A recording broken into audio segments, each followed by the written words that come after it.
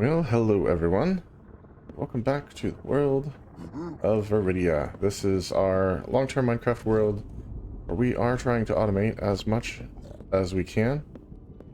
And this particular project is no exception. This is our gold farm. If you've been with us for the past few streams, you already probably recognize it. And this little bit behind me is an almost finished, fully automated system for handling the rotten flesh that comes out of the gold farm. So, last night, we basically built everything, got it running for this piece, just the part that handles the rotten flesh. And yeah, then we went to put in the disposal system for like the overflow, just to make sure that things keep working correctly and don't back up and mess up other systems. And realized at that point that we should have accounted for that system in the beginning so we could use hopper priority to determine where items go. And so we had to move all of this down by one block. So we started that process last night. We're continuing it tonight. Nope, that's the one we want. There we go. And yeah, so right now we're in the process. Basically, we need to get rid of this dropper because the torch stack doesn't come up high enough to trigger it, and if you take it higher, then it like locks these hoppers and doesn't work correctly. So yeah, we're definitely going to have to take this out, lower hoppers by one, and adjust the rest of the systems accordingly. It does mean that we do have to take out these things, but we will handle that in just a minute. And I also made the decision off camera that we're going to rebuild the silo system because it doesn't make sense to have it down in the floor, especially if we're going and adjusting everything. So let's go ahead and take that all out right now. Yeah, the piglins we captured are not going to like us breaking chests, but they'll get over it.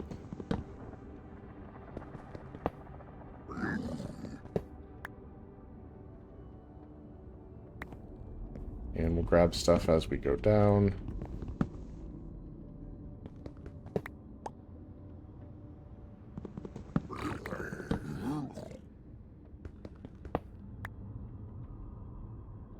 Yeah, they don't love it, as you can tell.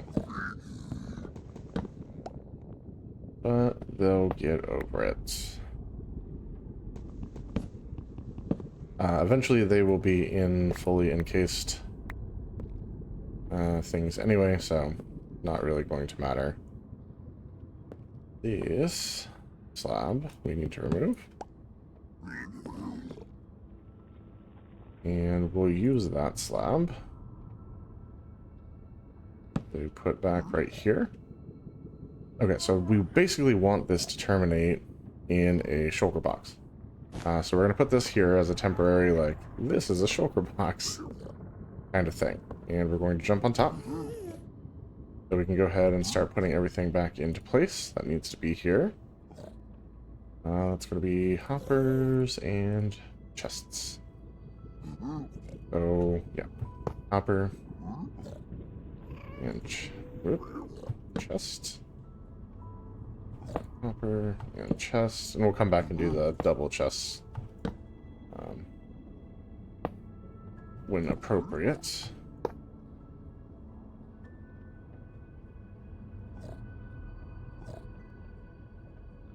Let me figure out how I want to do that real quick. I think that's the way.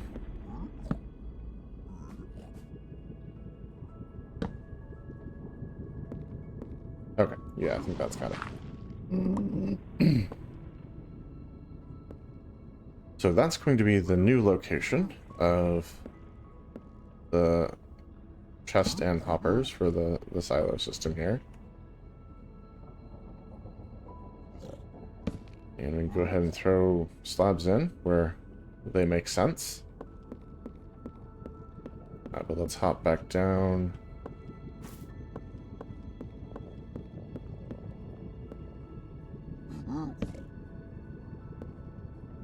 course, we're going to have to remove some where it makes sense to do so also, in order to get that all set up.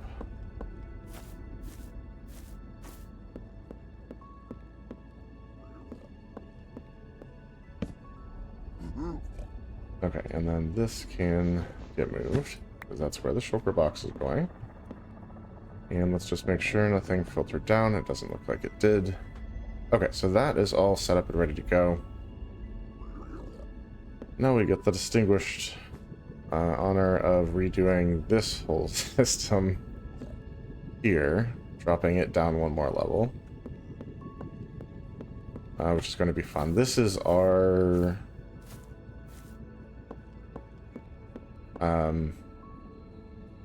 deactivation signal for the elevator. So basically, when this chest is full, or close to full, this comparator, which will be down here when we fix it, will read the signal from it, or will read that it is full, push signal into this block, deactivating this torch, and that signal will cascade down to a currently off torch, which will then turn on and lock a hopper at the very bottom, which is kind of awesome. So yeah, that's the idea behind that.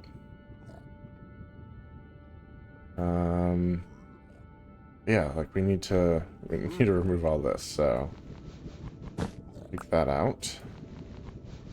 And that, and yeah, we're gonna have to remove that also.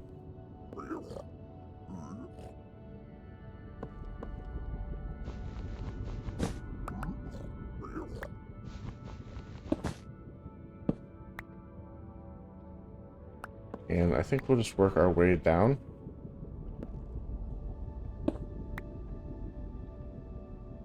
Maybe center ourselves kind of like this. So as we fall on the next block down, unless there's a slab in the way.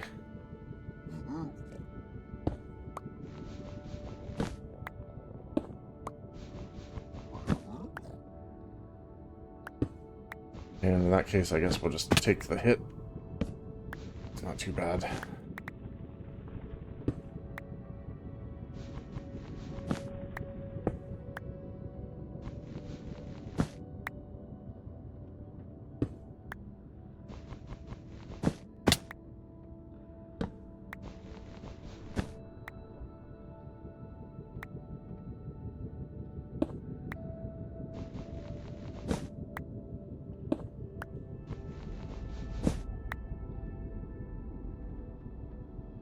There's something walking around up here, or down here. I guess not.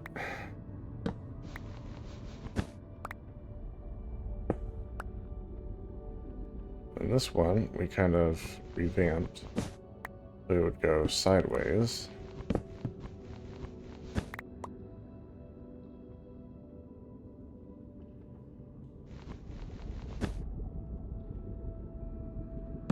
Let's go ahead and put that back.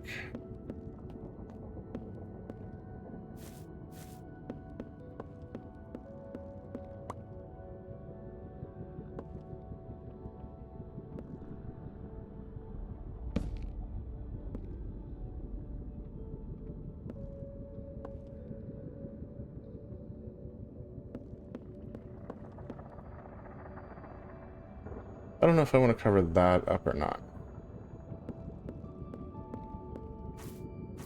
I'm gonna think maybe not.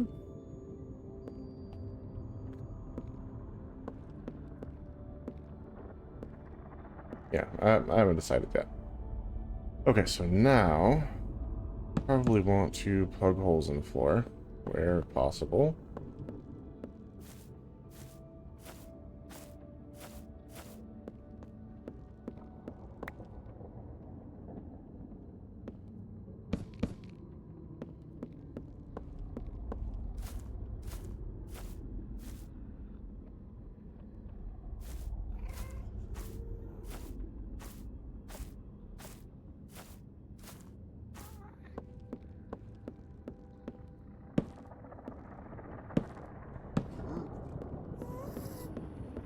looks like we may have lost a torch.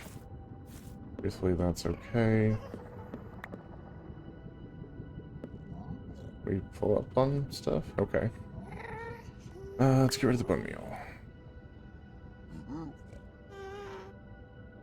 Actually...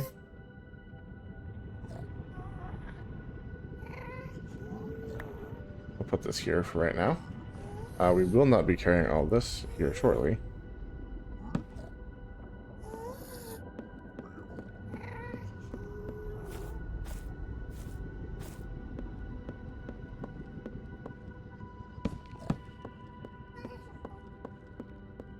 Alright, the piglins seem to have calmed down. That's good.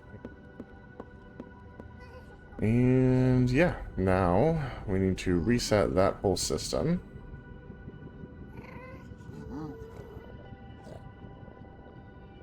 Which is going to start with our comparator outputs.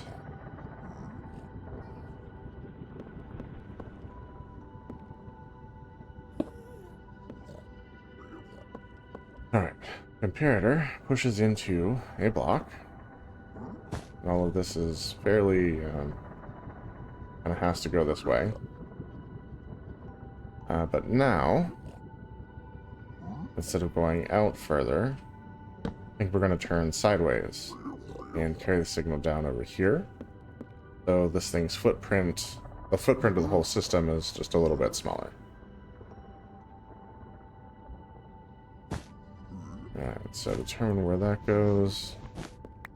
Place one on the bottom, and then a second one. And now we need redstone.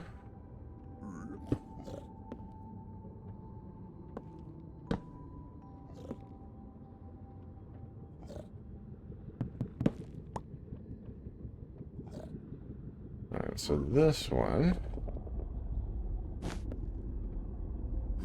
I go here. But we are going to have to pop back up in order to place the redstone dust on it.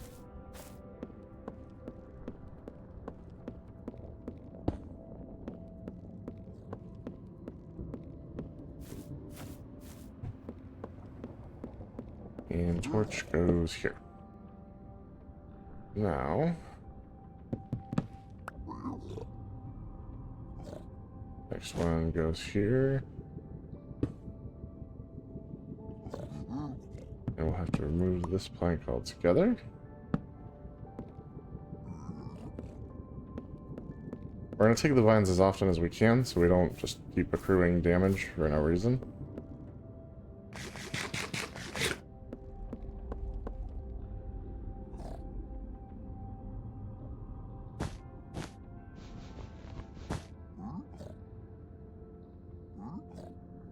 Alright, now I need to build my way up to there.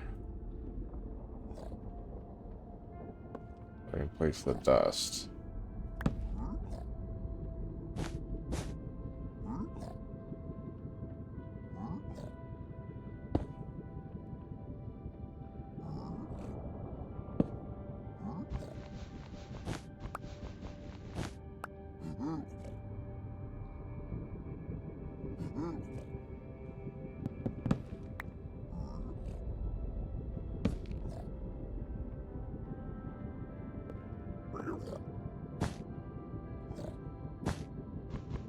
Alright, so yeah, today the goal is not only to finish fixing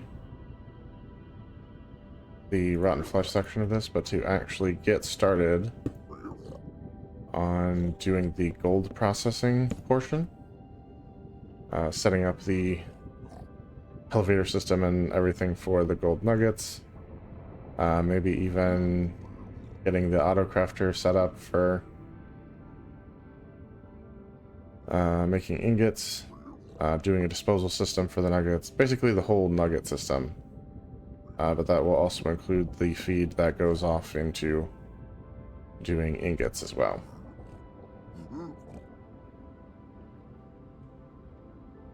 Okay, so that dropped down.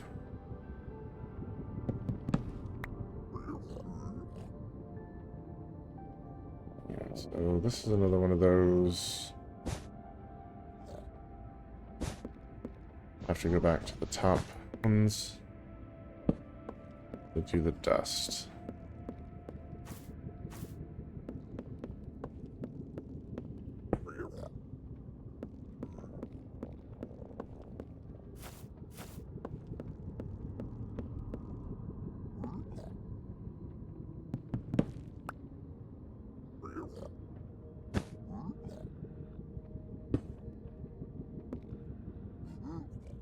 Alright.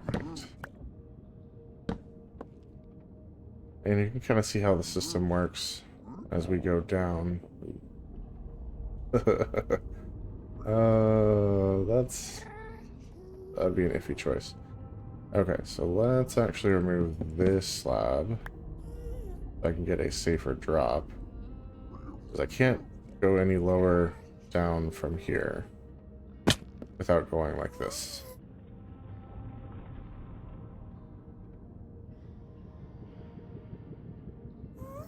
Alright, we can go ahead and replace that one.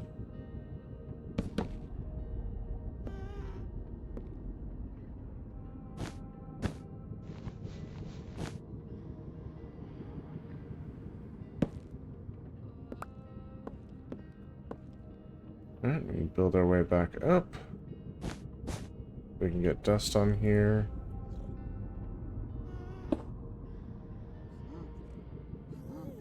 Torch goes on this side.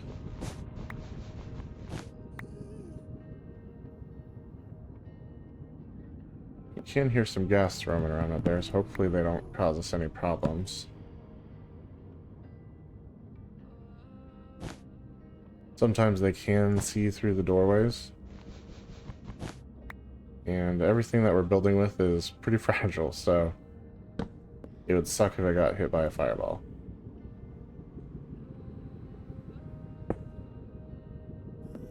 Alright, we're going to pause for a second because I need to hydrate.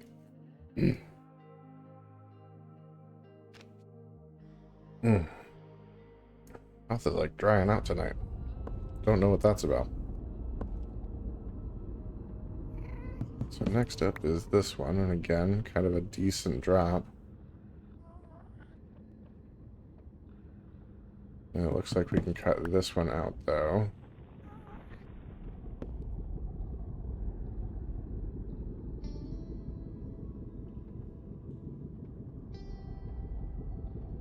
Alright, you know what? We're gonna replace the shovel, so I don't have to keep switching those in and out.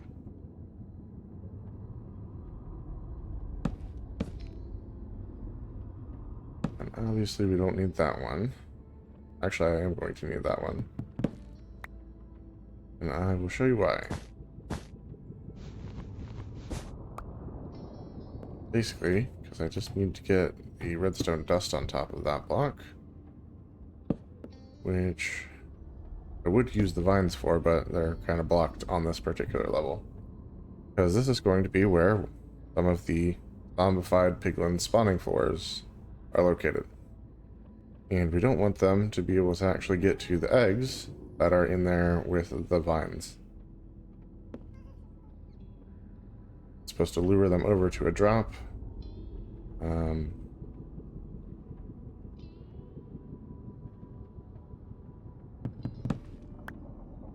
But yeah, we don't want them to actually actually be able to reach the eggs.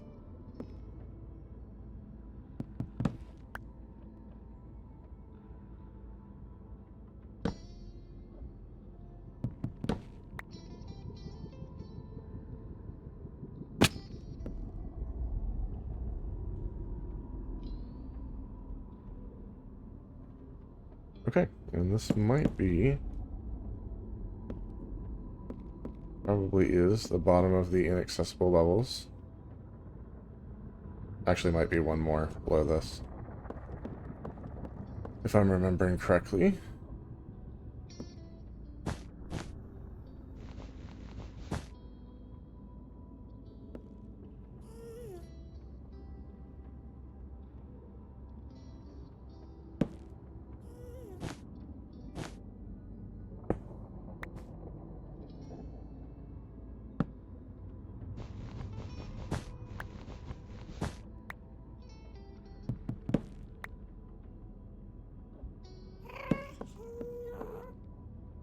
Yeah, let's try and stay out of sight. They sound close.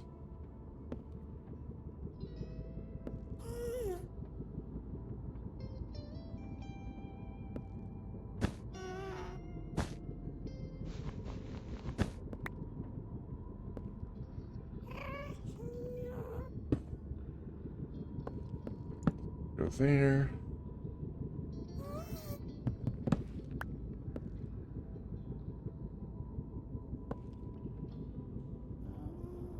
Alright, this is another one of these. I'm going to have to remove this slab so that I can get the dust on. Then we can put it back.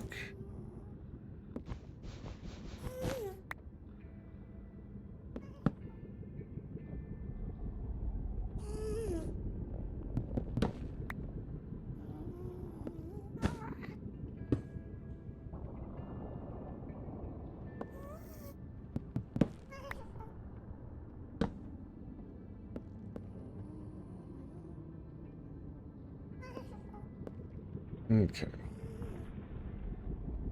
Yeah, I'll have to jump down in this one too.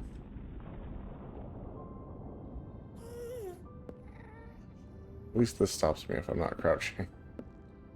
That's good news.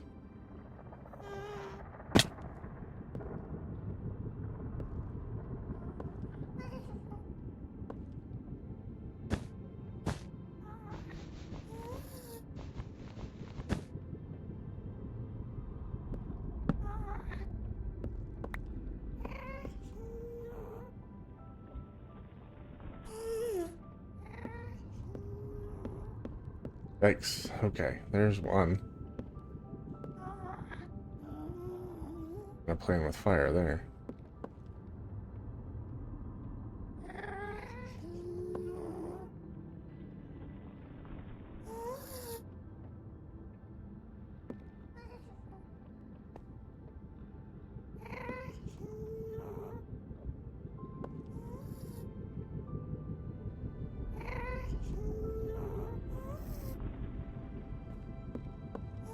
Okay, I think we're good.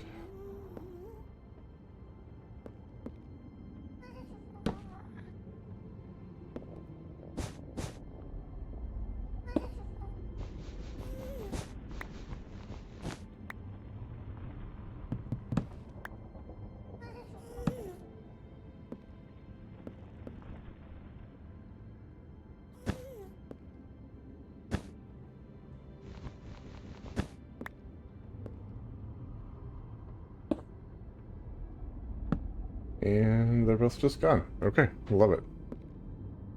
Love that for us. Now, and down here.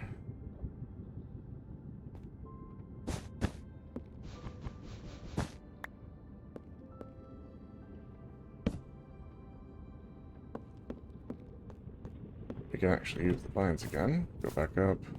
Get the dust onto this block.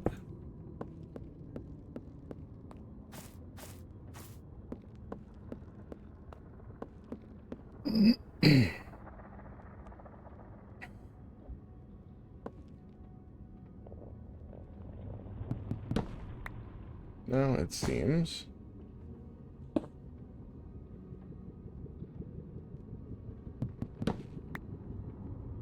this is back to how it was. So when the signal changes, this torch will light up and lock this hopper. Super convenient placement. We don't have to finagle anything, so that's always nice. Alright, now that part's done. We fixed the silos. I think all we have to do is correct the top of the elevator, if I'm not mistaken. And then this system is set up and good to go. We'll give it a quick test, of course.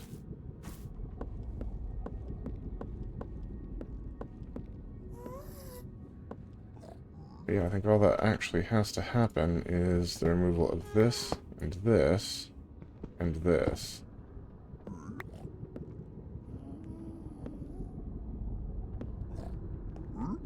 We can drop off a couple things. Oh, yeah, we have to set up the actual disposal system. Duh. The little things that we forget along the way. Let's decide what exactly I don't need here. I need a little bit of everything. Oh, we still have to set up the composter too. That's right. Well, let's drop off. I haven't actually used much of these, so we'll drop these off as well. Okay.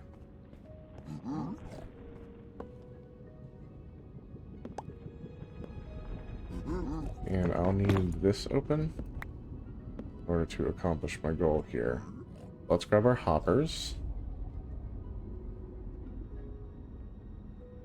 And we're going to need to push that into there.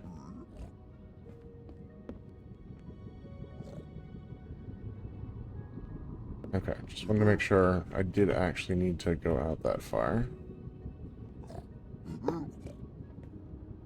Perfect. Alright, so this process actually gave us back some materials, which is great. And it lets us put back this block, which makes me so very happy. Because I did not love the look here with that block missing. This looks so much nicer. Okay, we're gonna need to put this here and temporarily that there.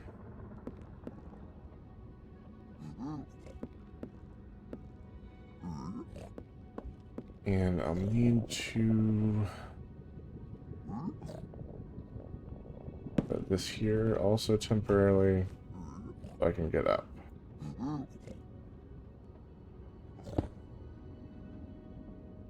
Composter. Now this can go away. And we need to put in 7 levels worth of lines. So let's listen here. 3, 4, 5, 6, 7. And that's the confirmation right there.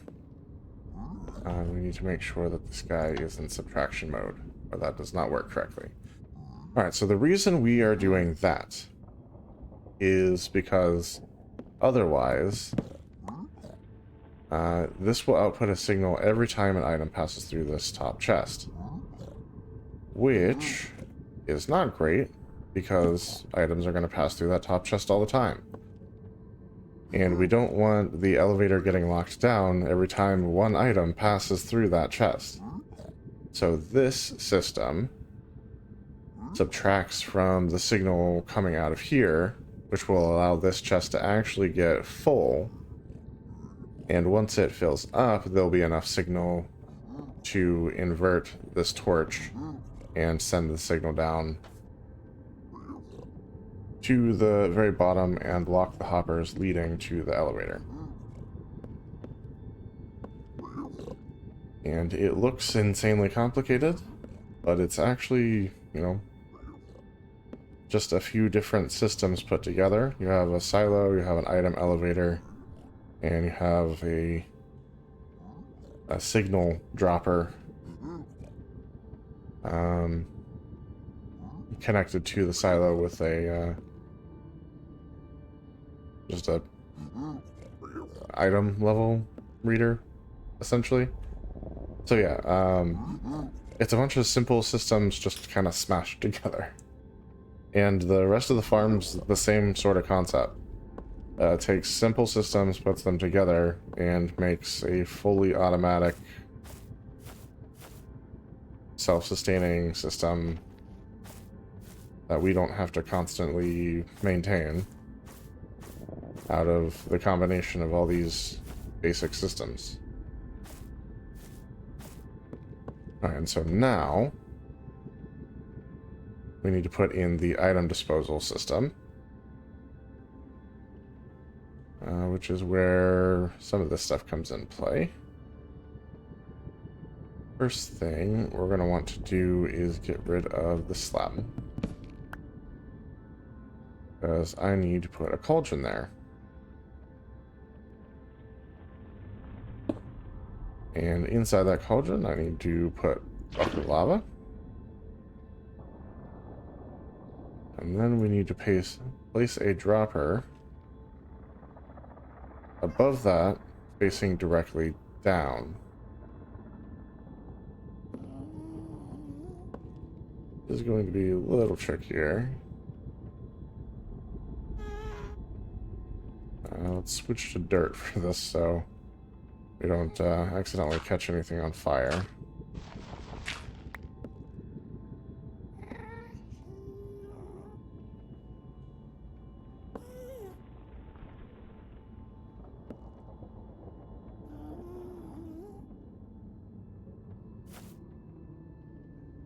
Okay, not gonna work like that, apparently. That's not gonna work either. So,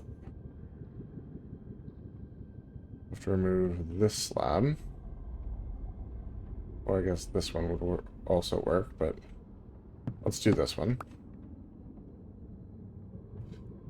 And we'll have to build up enough that we can place the dropper up against this.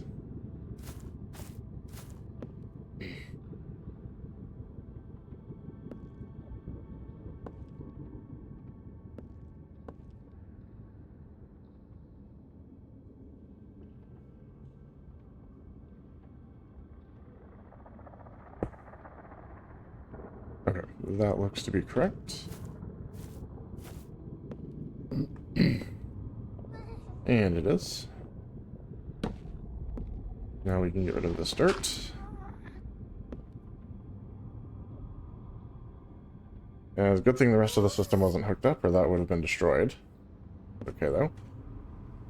And now we want...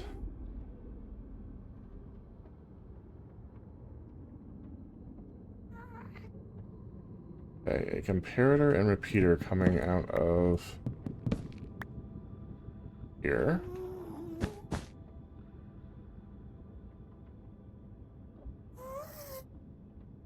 So this just reads when there's an item in the dropper.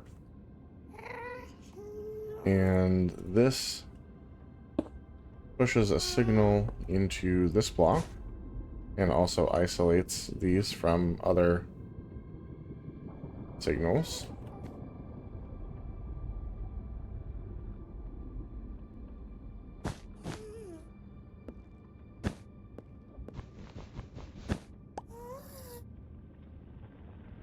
Alright, so we're gonna have to remove this slab.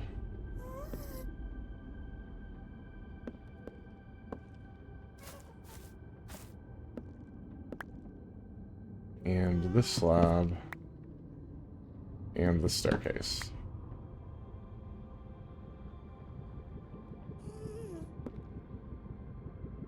And we need redstone dust.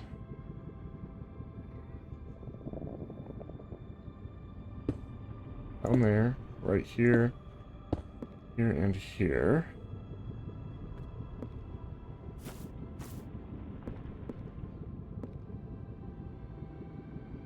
Alright, and then we need this block removed, this block removed, this block removed. In favor of these.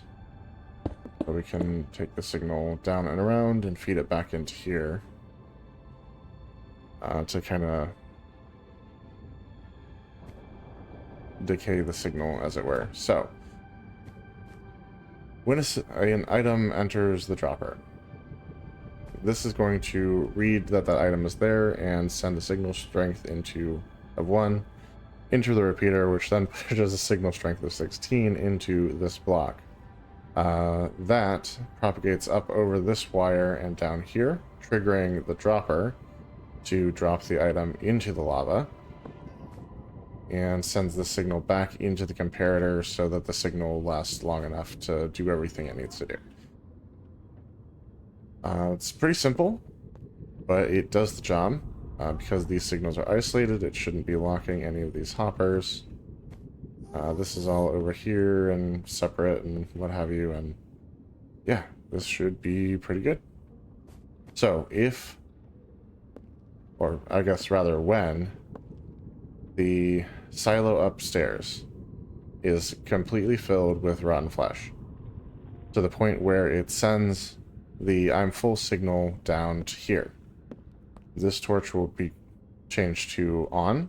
It will lock this hopper, and anything past this hopper that's here already will continue going up the elevator and into that chest. There should be like a little bit of room left. There are the two hoppers behind the, two hoppers behind the chest. So items can go into there without messing up the elevator system. Items will build up into here until this is full, and then until this is full, and then until this is full, and so forth and so on, until we get back to here. And when this fills up, it can no longer pull items down. So when the filter sends items into this hopper, instead of being pulled down and pushed towards the elevator, they will instead get pushed into this dropper, and the dropper signals to their thing and dispose of the item. And now, officially, I'm reevaluating it in my head. There are a couple things that I need to do before we call the system done. And it's all right here. And it's all basically this. Just covering the hoppers so that nothing accidentally falls into them.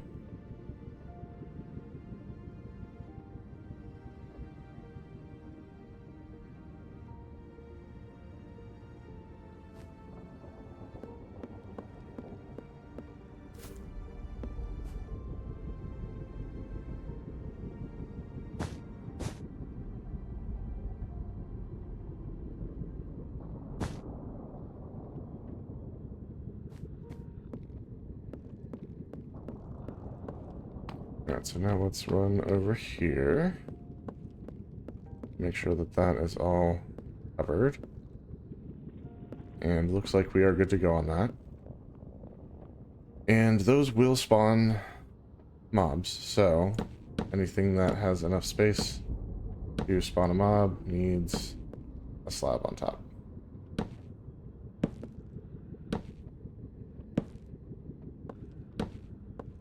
Now, it would be cool if there were something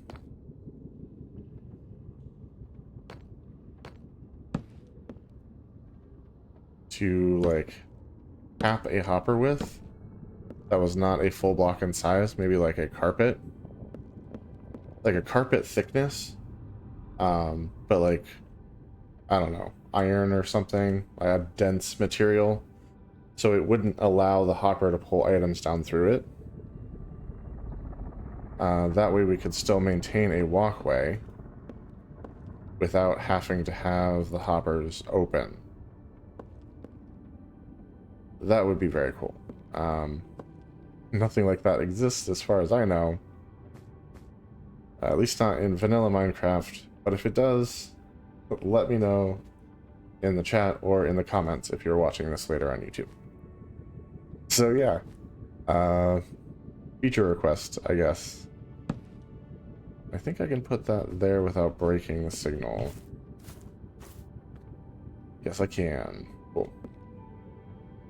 I'm a little sad that this is here now. Just this gap. But it's necessary, so it works. And that's all said and done, which is great. Only thing left to do is a final test. Send an item down the line here and see if it makes it to the elevator correctly.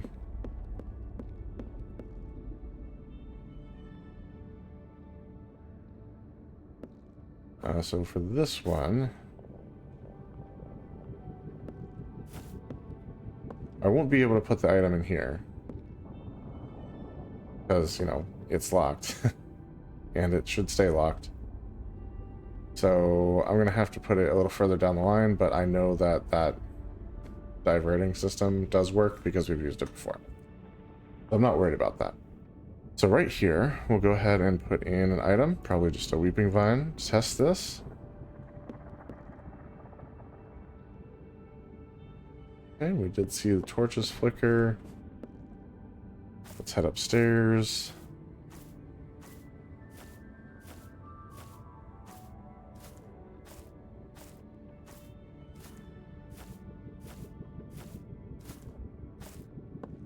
And we actually want to come right here to level 2. Hey, not only is there a brown wool, there is our weeping vine. All the way right where it's supposed to be in the item storage silo. So yeah, that's perfect. Sadly, this is as compact as I can get this. So our spawning floors aren't going to be as big as I had hoped.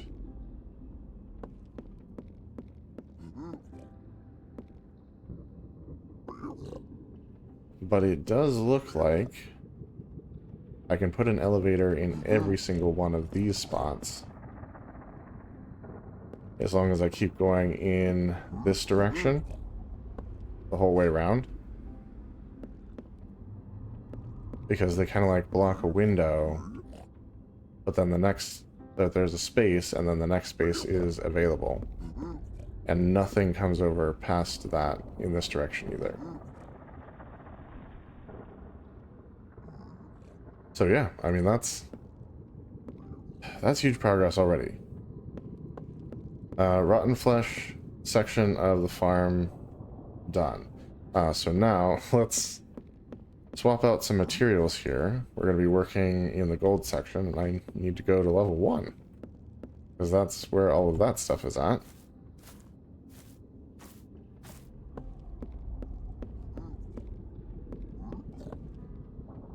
And yeah, same deal up here. Nothing goes past this, so this will be a gap, and then we'll be able to put another elevator right here. Beautiful thing. Beautiful thing.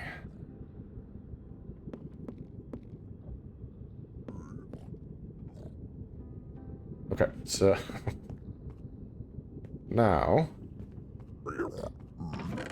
let's jump into the chest here. Gonna be a minute before we need those. Get some of our stuff together. That's used.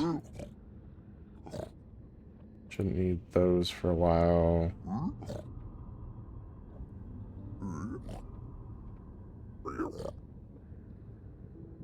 We're not going to need any more brown at all, really. We are, however, going to take a stack of yellow, because we will need that. And anything else that we need? Let's go ahead and refill our planks. And then we can refill our bamboo blocks. Block of bamboos.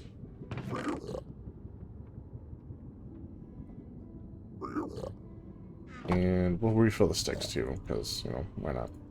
Technically, it's more efficient to do this directly from it, the actual bamboo items instead of blocks of bamboo into planks and into sticks.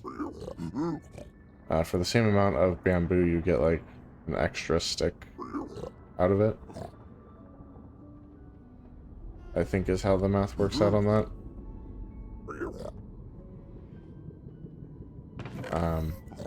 But honestly, it's fine. I don't have the regular bamboo here anyway, I just have the blocks.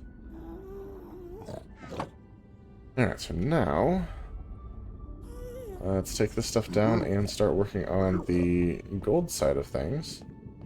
We'll do the Nugget line. That's going to go right here. It's just right across the way. And I already see our first problem. That's in there. And this goes over 2 blocks. Is it only 2? It's only 2. So it'll go here, and it'll be 1, 2. It'll only halfway block the doorway. The other half will be open, so technically I think we're okay. We may eventually put doors in here with like a stair to make this more aesthetically pleasing, since there will be wool and stuff in front of it, but I think that'll work out fine. Now the alternative, of course, is to go this direction with all of the workings. Like this direction. And so, if we did that,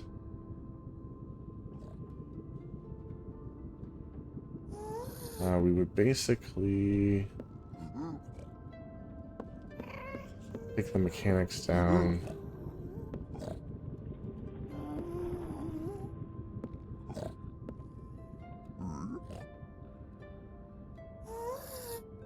Okay, so this first alcove is kind of a no-go for the elevators anyway.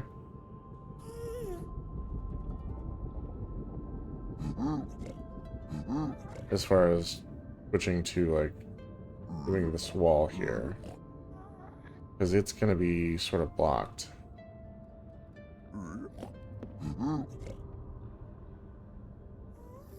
So we just keep filtering down all the way down this. We skip that one alcove, and then down here.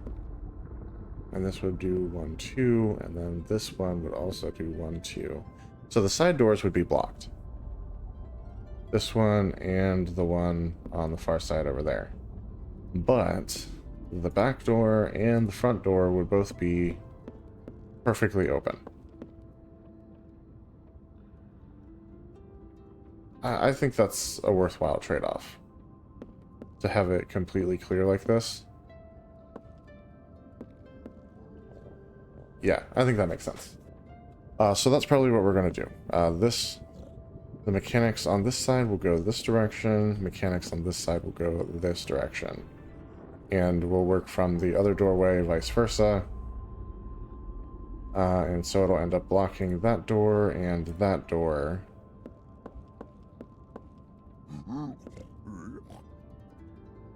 And yeah, if these were pushed against each other, it shouldn't matter. Yeah, shouldn't matter. And yeah, that should work out fine. Okay, so let's go downstairs and start working on the gold nugget portion of the farm. Have to do a little bit of thinking. We might have to tear down a couple things that we've already made for that portion, because I think we might have made a mistake as far as how we organized it.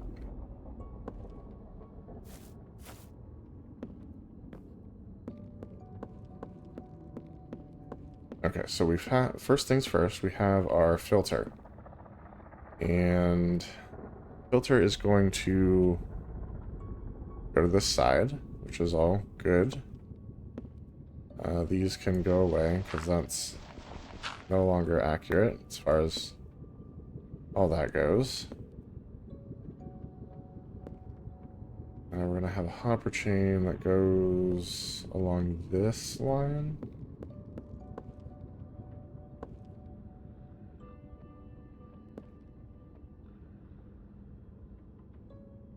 Okay, so we would technically have this hopper facing the other direction. That are going that way, it would face in this way. In order to accomplish the same thing.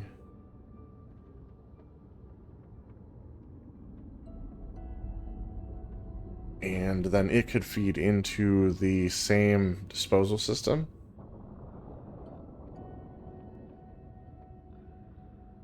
But it has to have an additional destination, so I don't think we're going to do it that way. We do need to go in this direction, I think. To start with.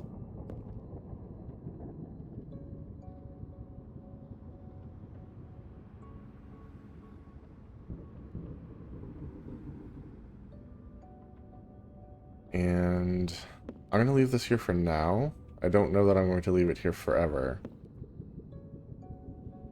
But yeah, priority number 1 is a hopper chain. Comes down here. We're going to cut it over to here and have it go down here so it can feed into an elevator right here.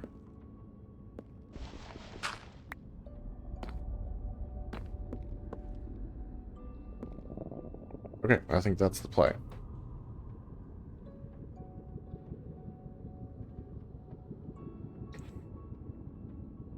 And if we remember correctly, let's eat a pie because we are injured and we want to fix that. We are actually going down to here for this, for the elevator.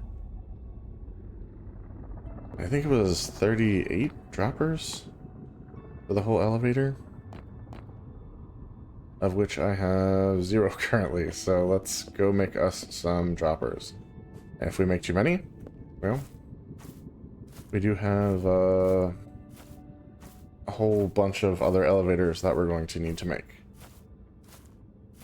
So I guess you can't really make too many, technically.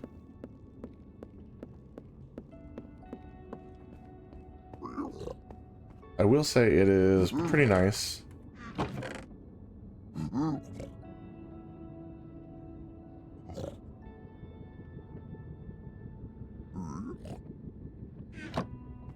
to have one of the systems already built, so we have something to kind of work from instead of just our memory. And having it fully integrated and working correctly, we've already worked out a lot of the issues, so hopefully this will go a little bit faster than the last one. We do need to turn that into dust.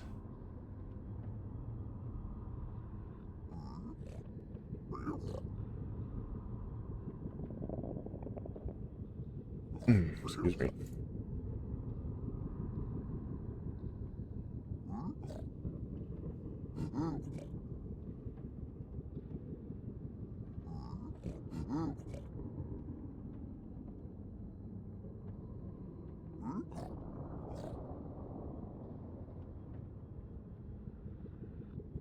Okay, so that's our 38 droppers.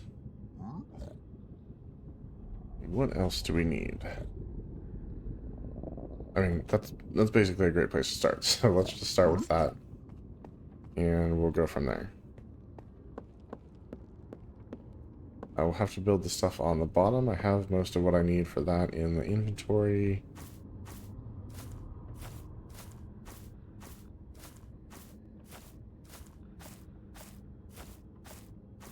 And then we'll have to start building our torch tower.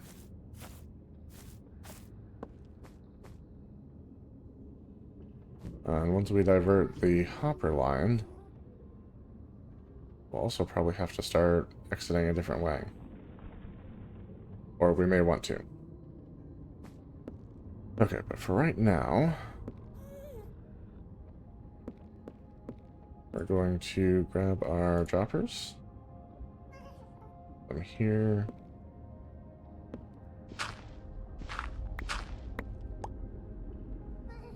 And start our ascent.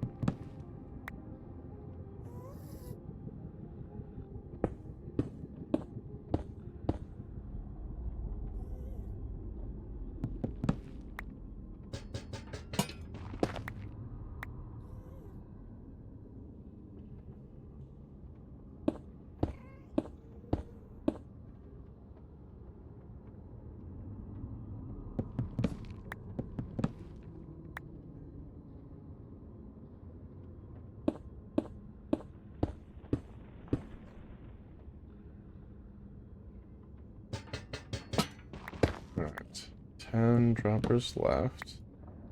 Hopefully I didn't misremember the amount. We find ourselves a little stuck.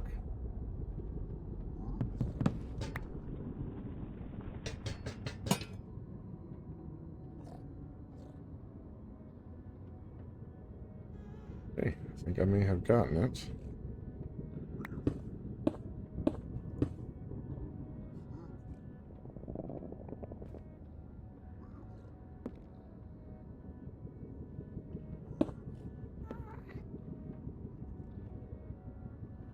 Aha! We did.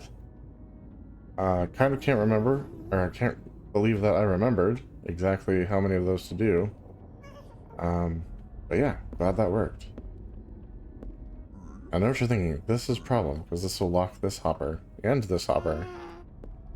But it's off most of the time, and just when items are transporting up, it flickers on for a second and then turns back off, so having these two hoppers locked for a second doesn't really matter. And same with all of the ones that cascade down. If the always active ones were next to hoppers, that would be a problem, but yeah, these ones, not really a big deal. Okay, so yes, now we need the workings and the torch tower.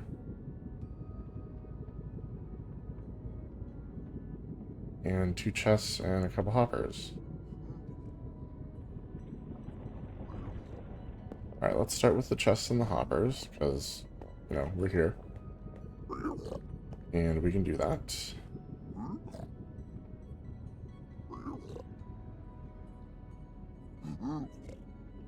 Four chests. I had 2 chests already. And 1 hopper. Great. I really just need to turn one of these into a hopper, and I have extra chests for later. We'll need them, so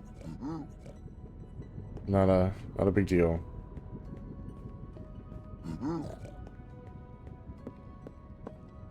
Okay, let's grab the yellow wool and use this as a temporary block.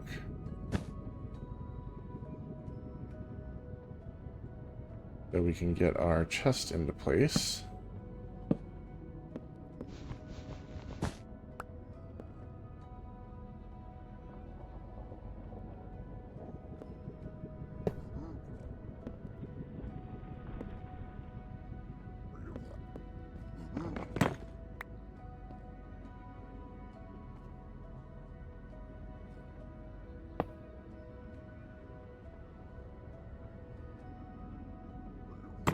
There we have it. That's set up. Alright, now, the redstone bits down at the bottom.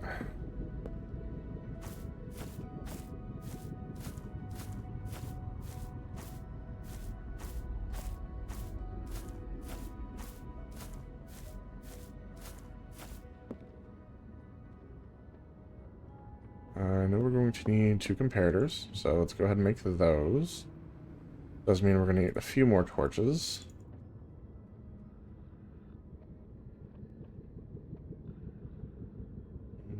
Okay.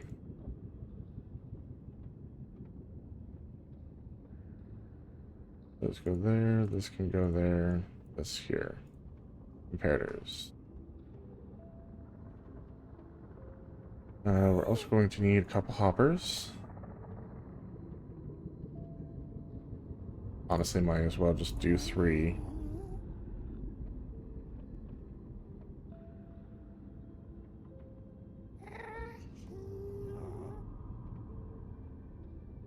What else? What else?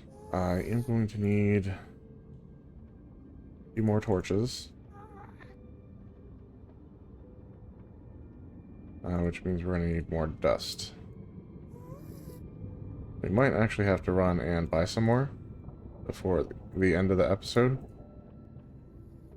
We are burning through it pretty quickly.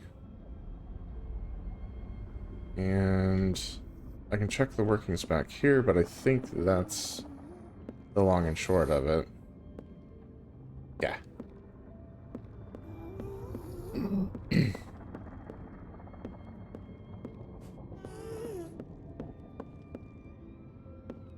Alright, so right here we get comparator. Comparator goes into block. Block has a torch on it. A redstone torch on it. And feeds into a double hopper.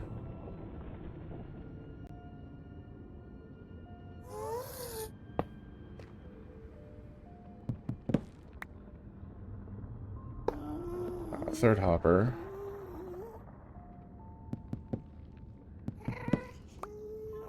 Feeds into the bottommost dropper. This is going to have a piece of wool on it.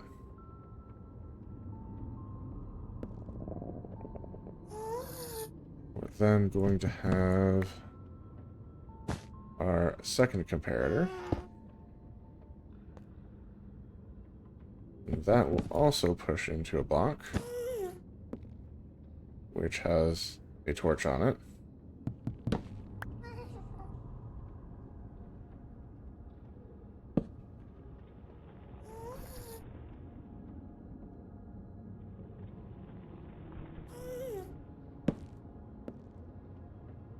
Alright, and that becomes the first torch of our torch tower.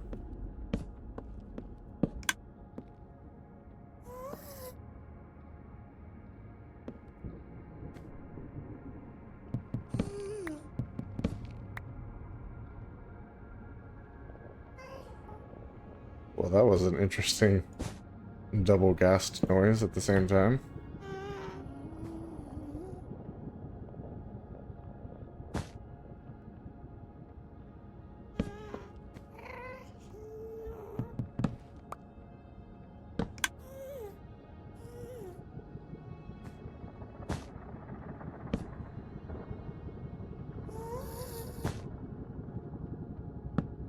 Gotta love it.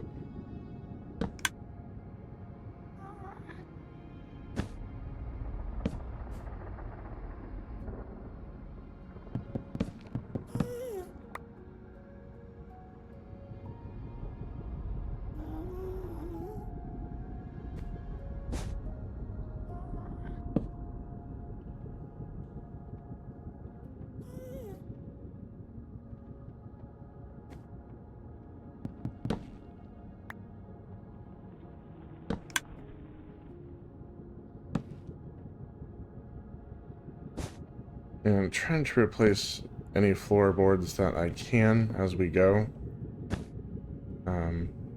Just to like make this a little bit simpler.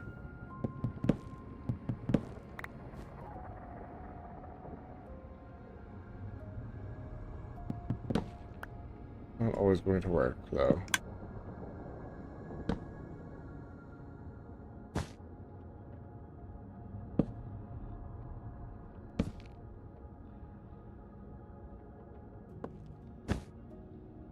Oh, darn. I needed that one to be gone anyway.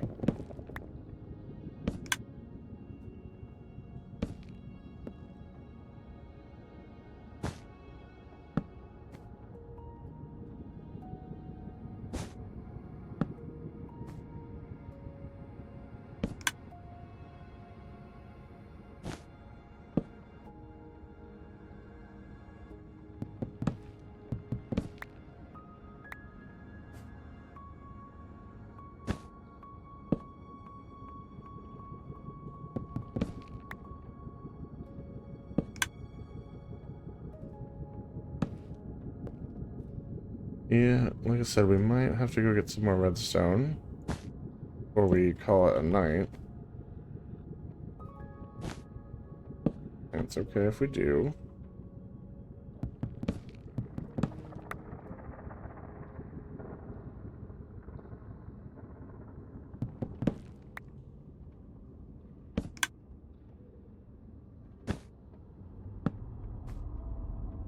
Alright, let's see. Yeah. Thought maybe we would need that open again. So hard to tell. And we are out of torches. Thankfully, we have More sticks, more redstone. And you can make them on the fly.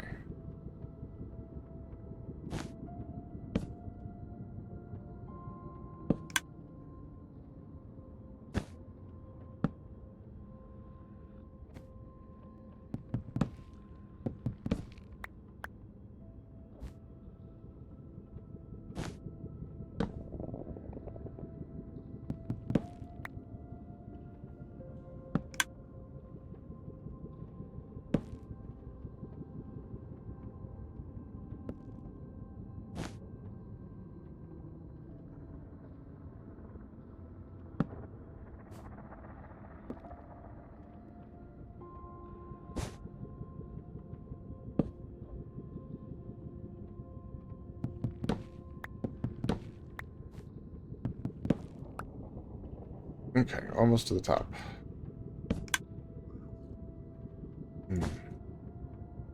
Hopefully we'll have enough torches to make it.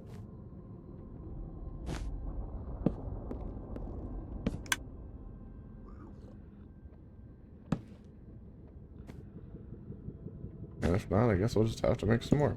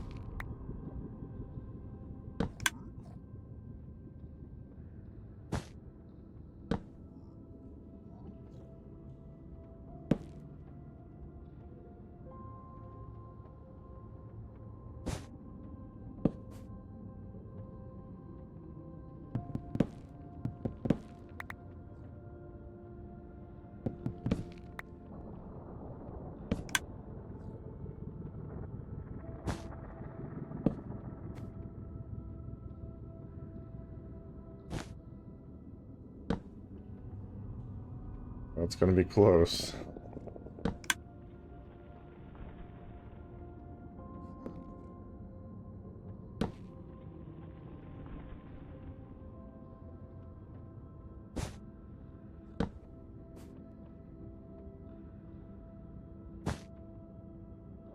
I think it's literally the perfect amount.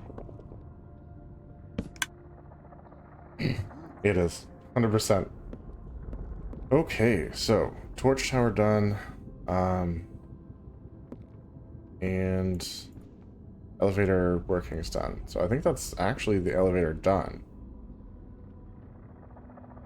We could go ahead and make the silo if we wanted to. That's going to be...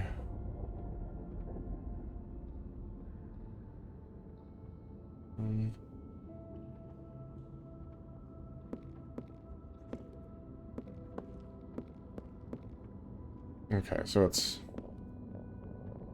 hopper, chest, hopper. Well, one chest, two hoppers so far.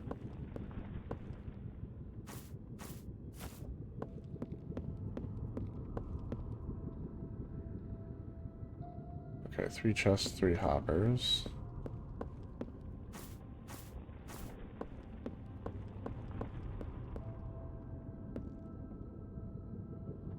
Okay, four hoppers, five hoppers. Okay, four chests, basically 8 chests, and 5 hoppers is what I'm mathing. Hopefully that's right. 5 hoppers and 8 chests. And go ahead and build out the silo system for the nuggets.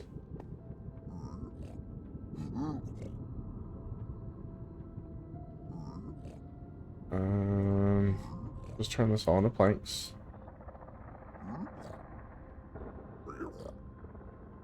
There's our 8 chests.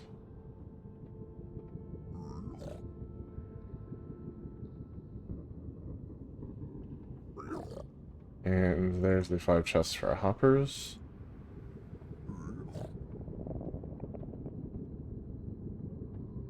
And we're definitely going to need to refill that.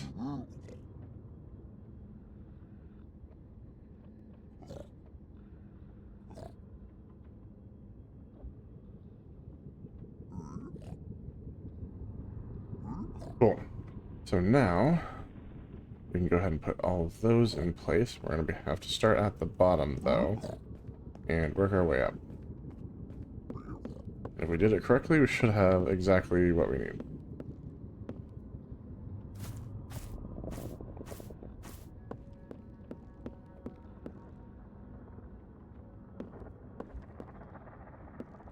Alright, so deposit is right in line with that.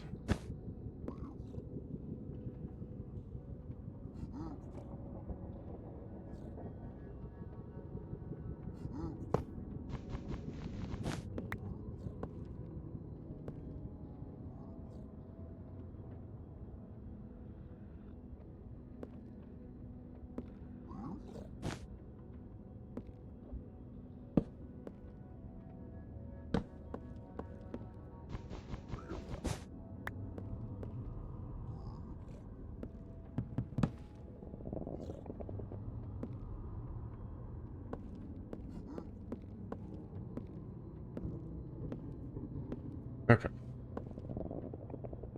If we lost that slab, really not a big deal. Truthfully, we have kind of a lot, and we're going to get even more.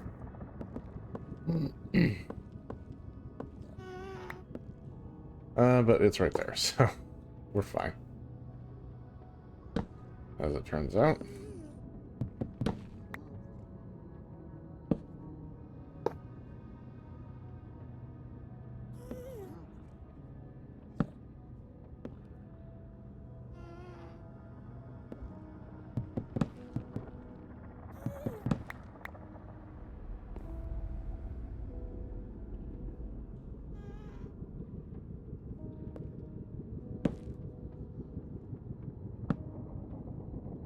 And back up to the top.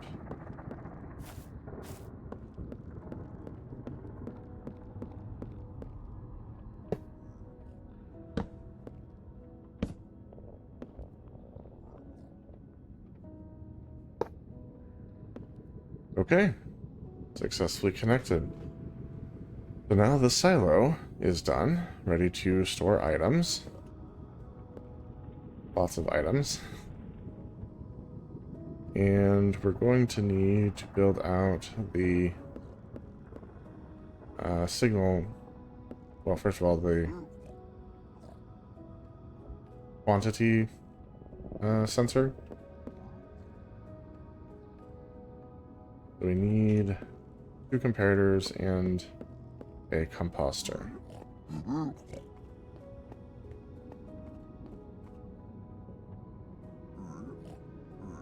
Alright, let's turn this to dust. We're going to need some more sticks.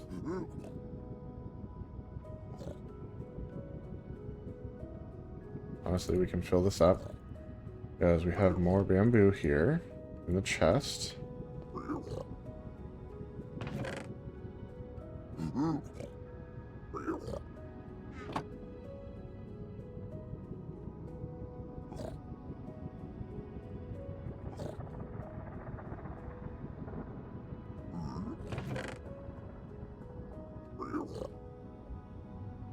I have it. Stone can come down as well. We're going to want some more weeping vines. Right, but now we need 6 redstone torches.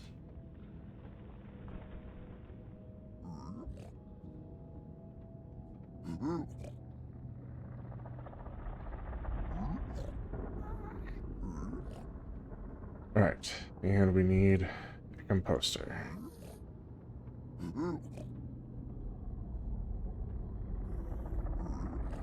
Cool. So let's go ahead and set that up.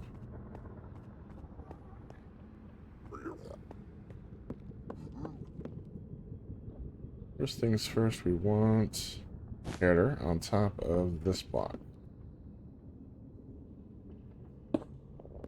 Got it. That's going to feed into this block. And we're going to want some more torches. For sure.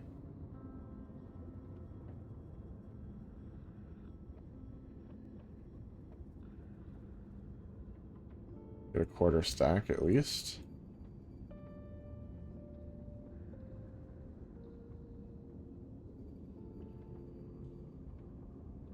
And before we do that, do another block of wool here. Where we'll put this composter. We need to make sure this is in subtraction mode. Or not composter, comparator. Wow. Comparator. And then the composter goes right here. We need to get it to level 7. 3, 4, 5, 6, 7.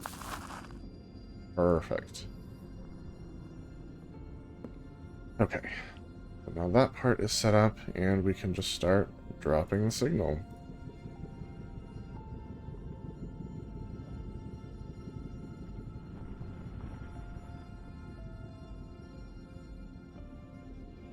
So this will start here.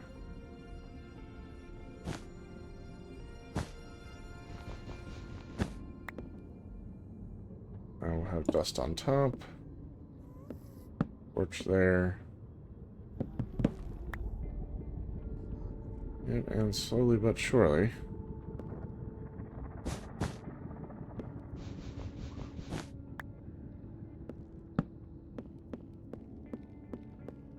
We'll head on down.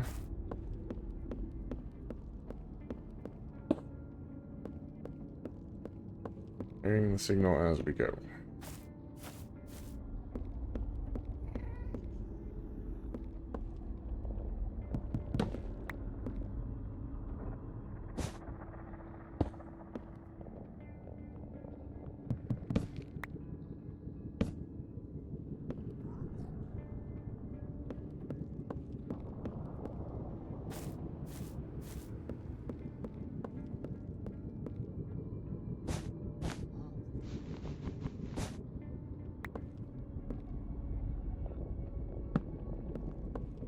And I might be able to reach that from up here.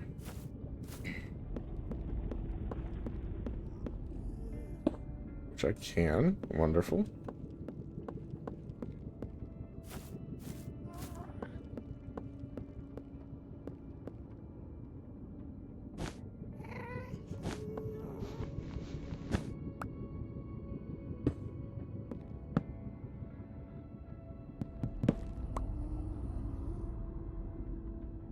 Alright, this one I can just jump down into. No problem at all.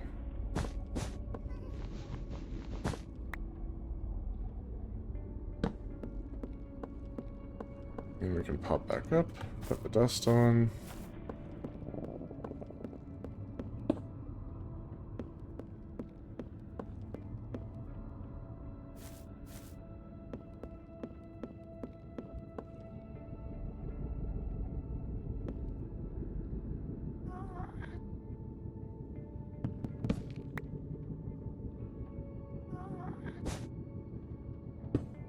I can go there.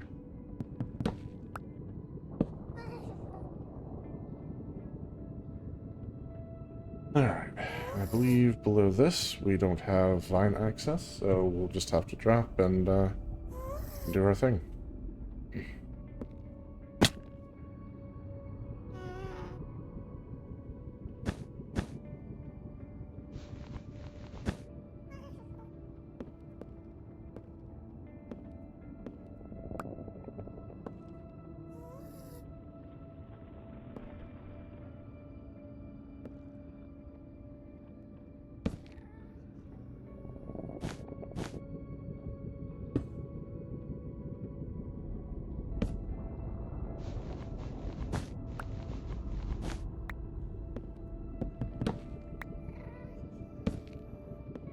Okay.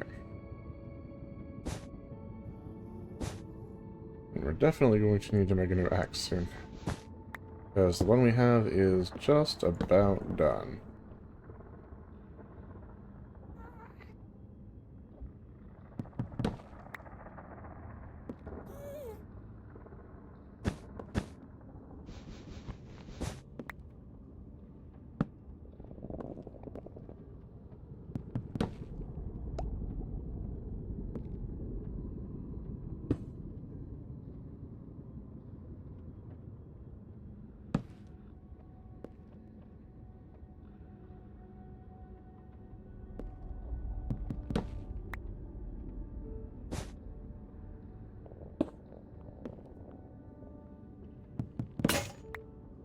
like I said, just about done. And so there you have it.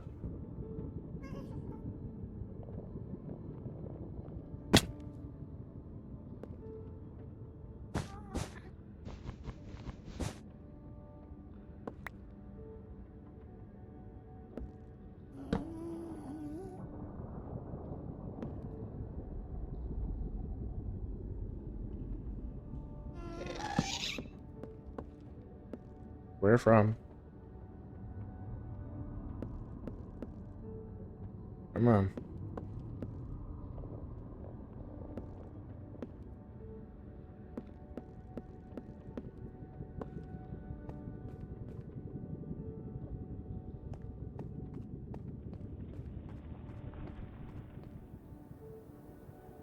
Did he despawn as he was targeting me? I mean, convenient for me. Kind of rude to just, like, scare the crap out of someone and then, you know, bitch.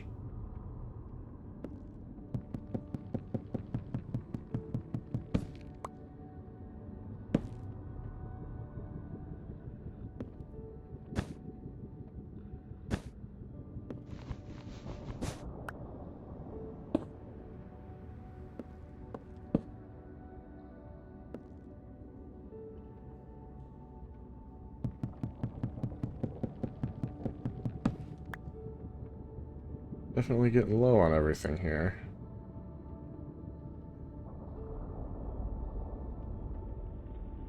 Skeleton? Looks like a skeleton.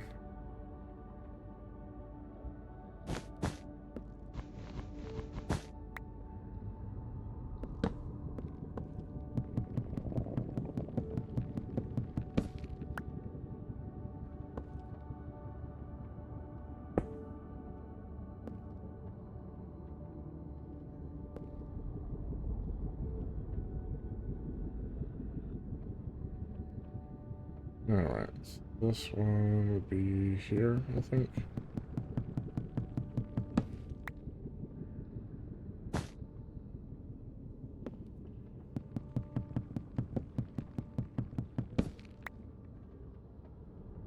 Yeah, I'm like one dust shy of putting this on here.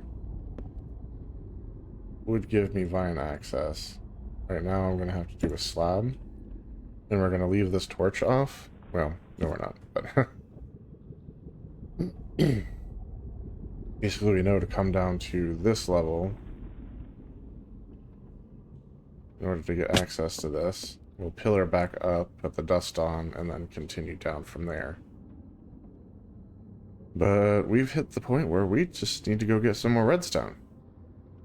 Because we are out. So let's head back upstairs. And see if we can't work that out.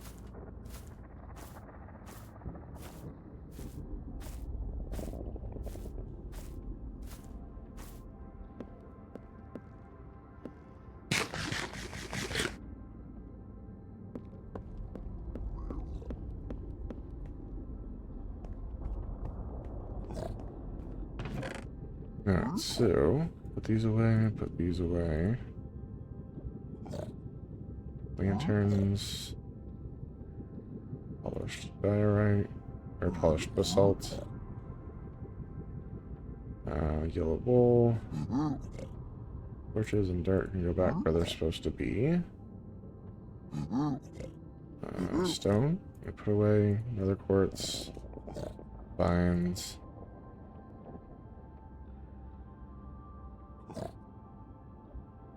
And more slabs. Okay. So what we need to do... Make a new axe.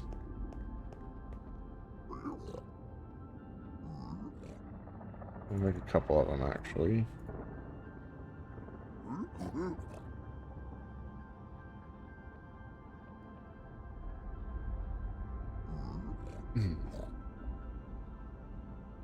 Let's refill iron. I need to see if I have any more iron, like, ready to go. I don't think I do. That means we are running kind of low down here in the nether. We're going to need to get some more iron. And bring it down. We're also going to need redstone. A fair amount of it. A couple stacks would be great. To start. I'm trying to think if there's anything else that we need. Maybe some more cobblestone. Because those droppers do eat up a fair amount of it. And we've got a lot more of them to make, so.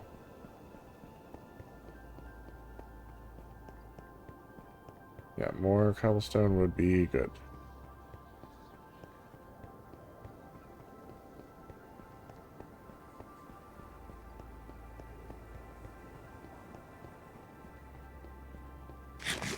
Hunger is where it needs to be for pie.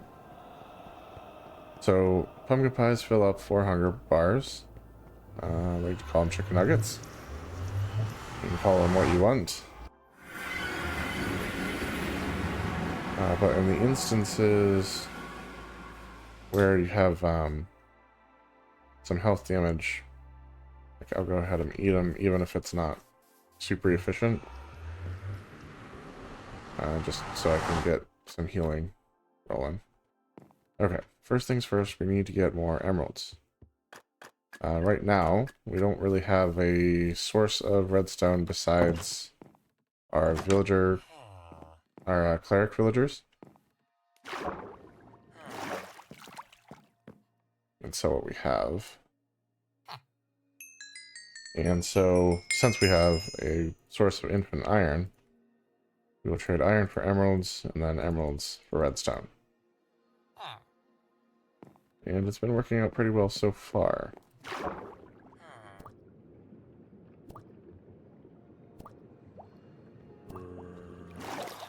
And of course this also makes sense because, you know, we need more iron anyway. We can come up here, replenish.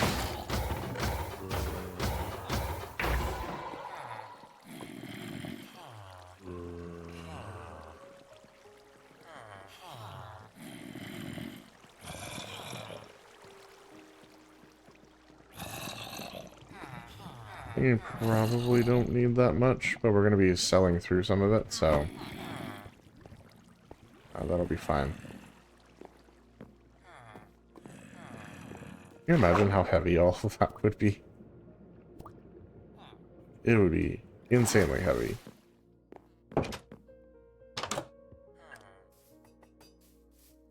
Yep, I heard him working, which means we can now sell some more of our iron. More iron sold is more emeralds, so that's always good.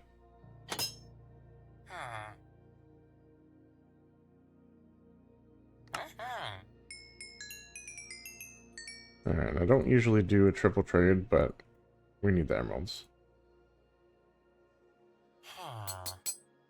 And I don't think it's going to quadruple, no. Did not think so. Okay, so we've got that.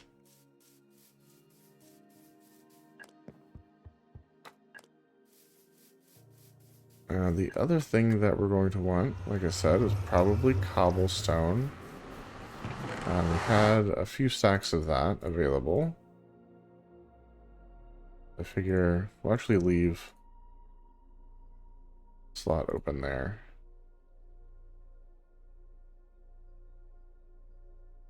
For extra emeralds, and then this will be for our redstone. Which we are going to go buy some right now.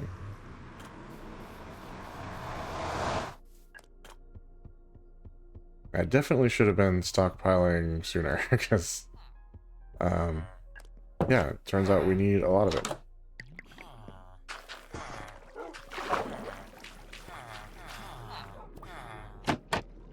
More than I was imagining.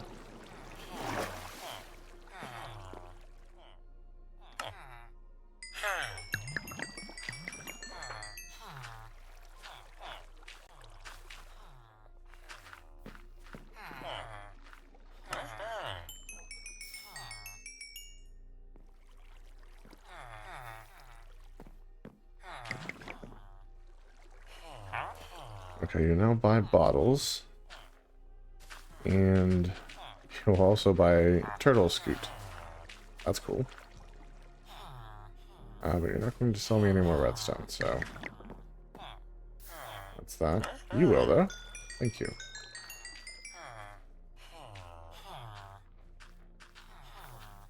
Yes, this is technically what these 2 slots are for.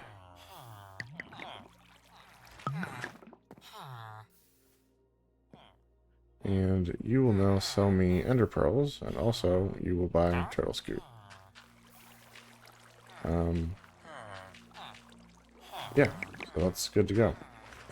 That's basically all the trading that I can do with those 3 villagers today.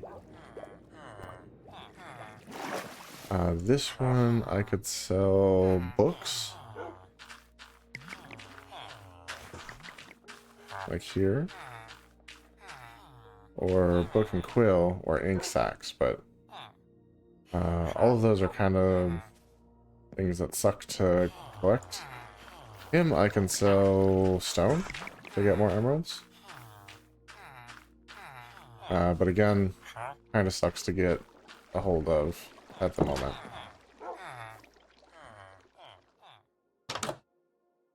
So let's go ahead and take the redstone that we have so far and craft it into blocks.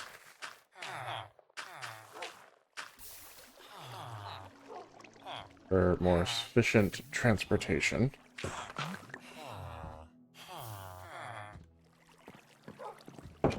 And we can go hang out in the iron farm.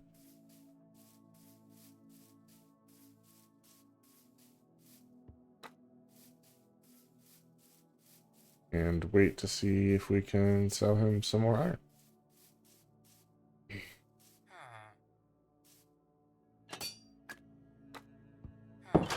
Like, I would like to finish the Nugget system today and have it start feeding into like the beginning of an ingot system. Oh good, we can actually do that now. That's great.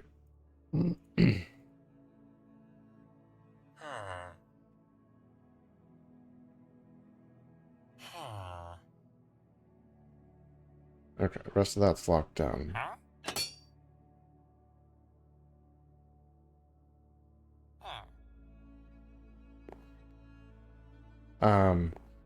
Yeah, it's just a matter of getting enough redstone to do it.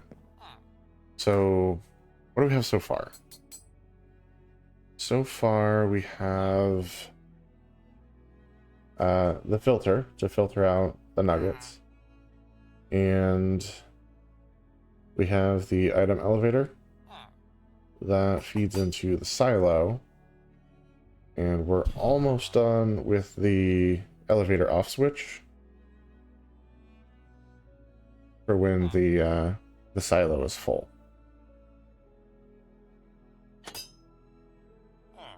So that's all good. I'm thinking...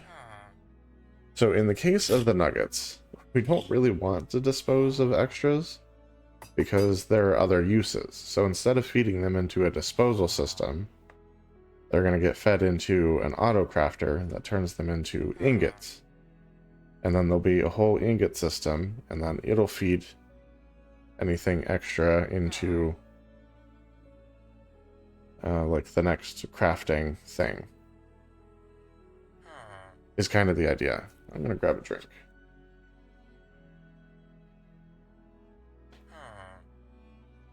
And it just occurred to me there's no bed over here, so we're going to run back over to the wheat tower so we can sleep through the night, which is rapidly approaching. And we can get at least one more round of trading in. And hopefully that's enough redstone to finish out the current project.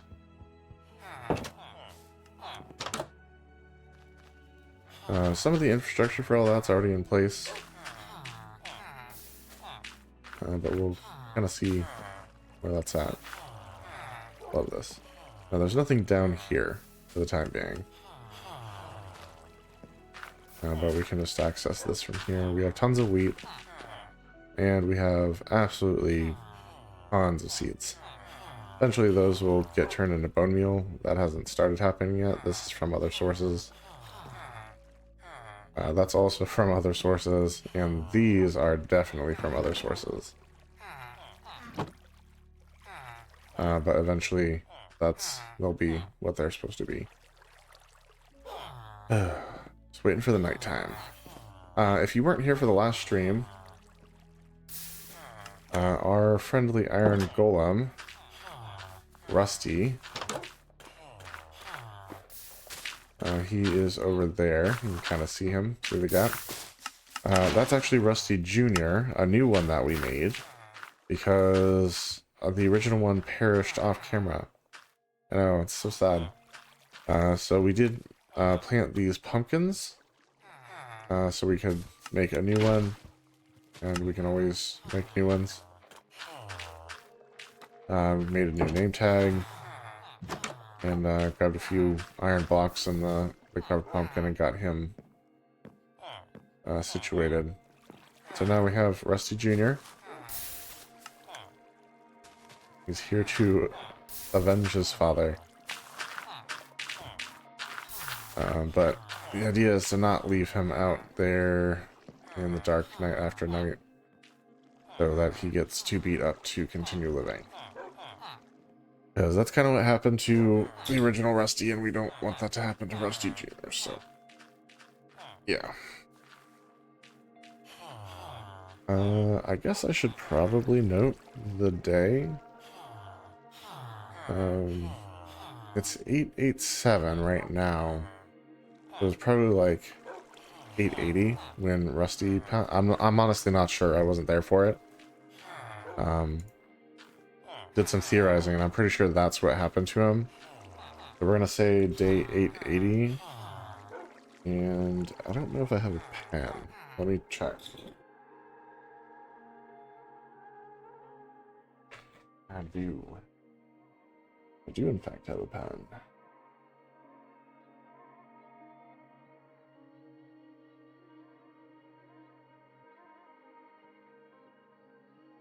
Okay. We do want to note that down somewhere in a book and quill, but we haven't gotten to the point where we can grab that yet. We have one for our deaths, but we do want to note the passing of any notable characters from our world. We need to name all these villagers too, by the way. Alright, but we slept, and now, with any luck, we'll have some trading available with the toolsmith over here.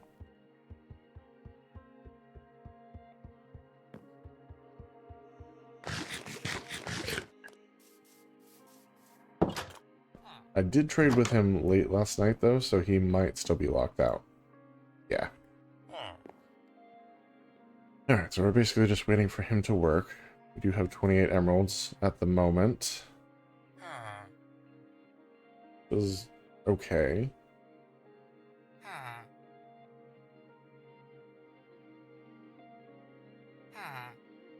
It would not hurt us to get a few more villagers in the base of this. So we have access to a couple more things. This is our toolsmith. So technically we also need an armor smith and a weaponsmith. They will all buy iron. And I'm trying to think what else. We would need probably 2 to 3 shepherds. Because this farm will also produce 3 different dye colors. They will buy the different dye colors.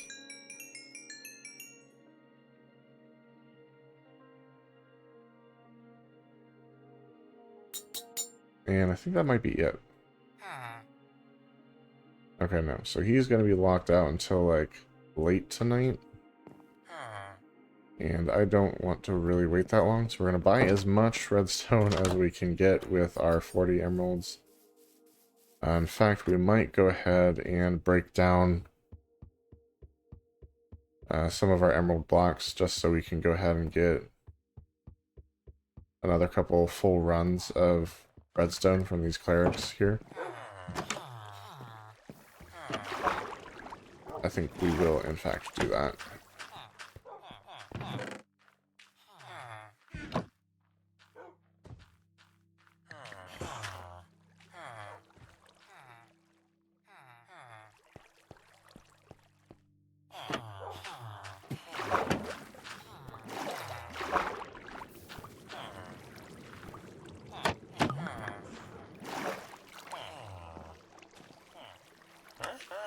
All right.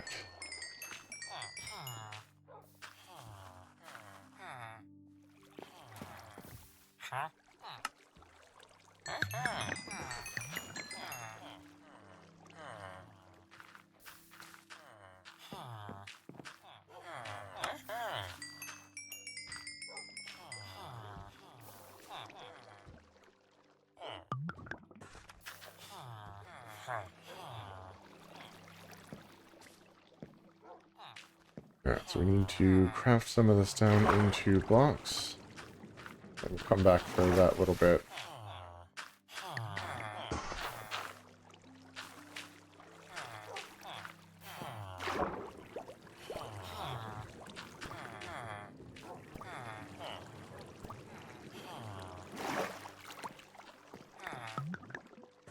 There we have it. Okay, he's not going to sell me anymore. What about him? He's not going to sell me anymore either. Okay. So we are done here.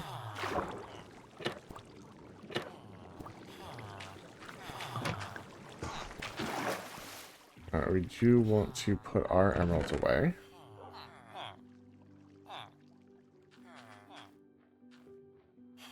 Because we won't need those where we're going. And let's get back down to the nether. See if we can't finish the nugget section of the redstone components down there before we have to call it a night.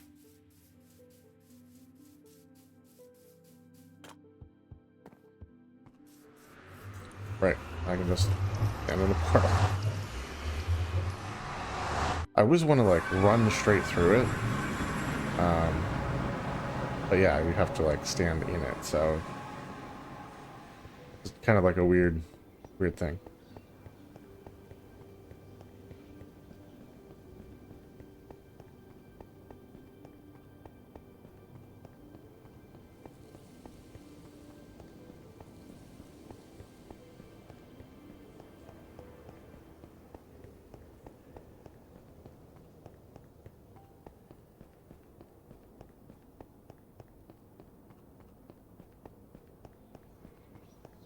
Alright, and we are back. Let's go ahead and store some of the stuff that we brought down with us.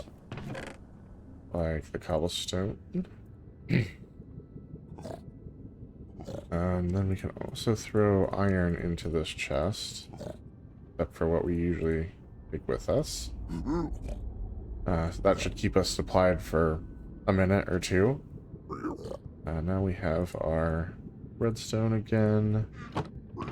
And we can grab another quartz. Grab some stone. We definitely want our yellow wool. And we should bring some slabs for sure. I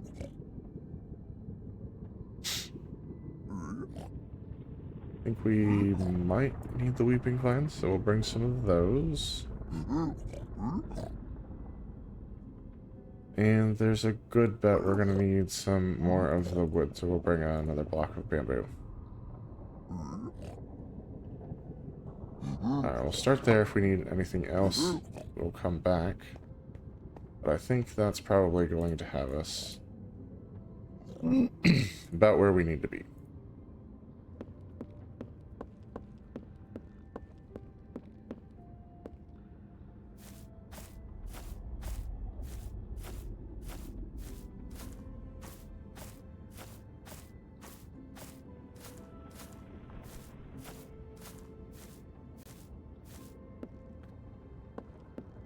Alright, so like we said, we need to go back up here.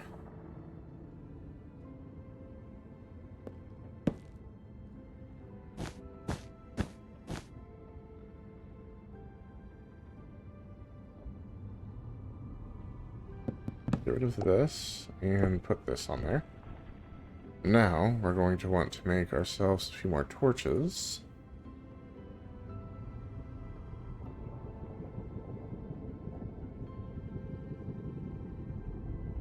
And let's get ourselves some more dust.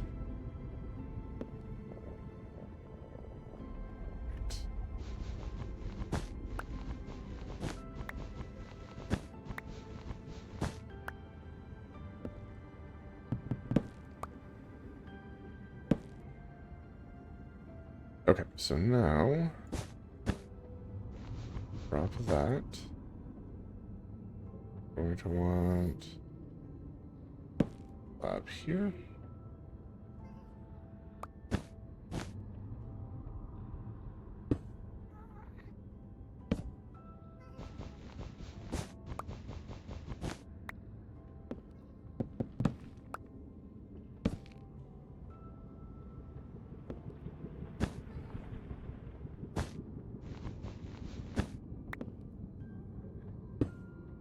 Dust.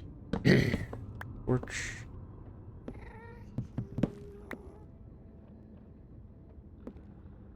Alright, and this actually brings us down to where we need to be. So I was basically right on. I thought that we were pretty close to where we needed to be for all of this. And yeah, here we are. Just a few dust short.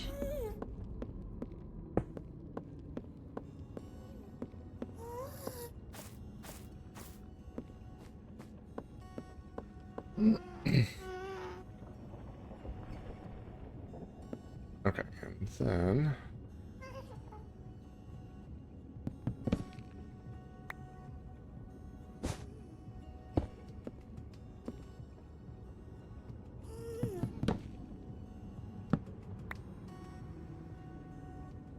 now we need to make our hoppers so we can connect this up.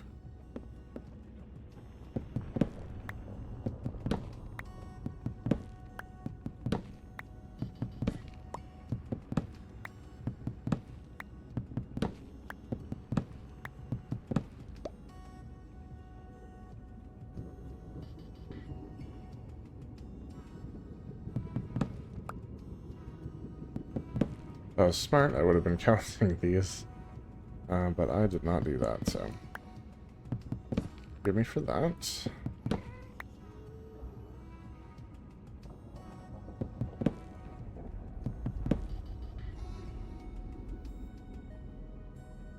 Alright, so we're gonna have 1, 2, 3, 4, 5, 6, 7, 8, 9, 10, 13, 14, 15, 16, 17 hoppers.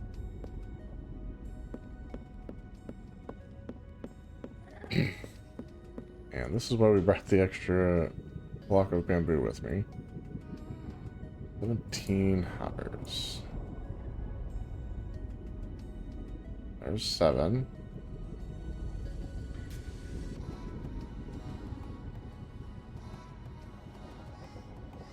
Should get us to 15.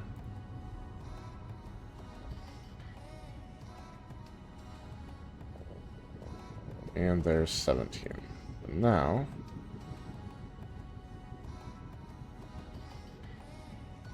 leaves just 5.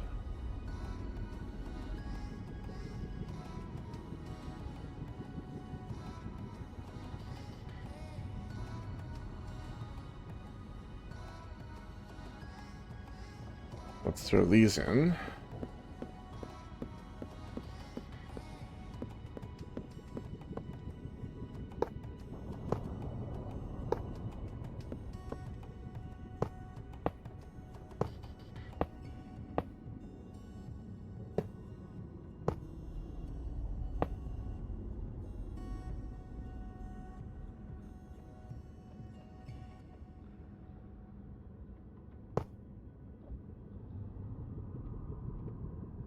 Now this probably will lock this as items pass through the filter, but as soon as one clears, it will unpower, and then it won't be locked anymore.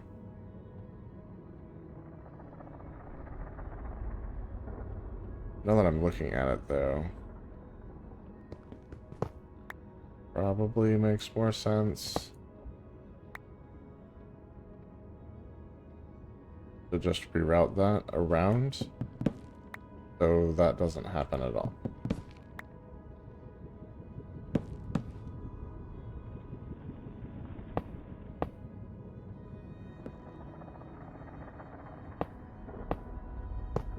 Yeah, I think that is probably the smart play.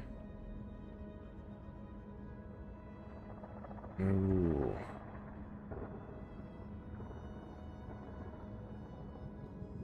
Okay.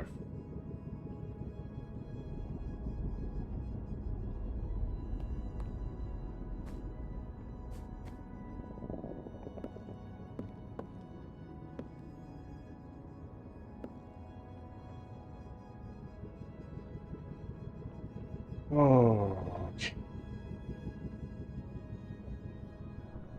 Well, so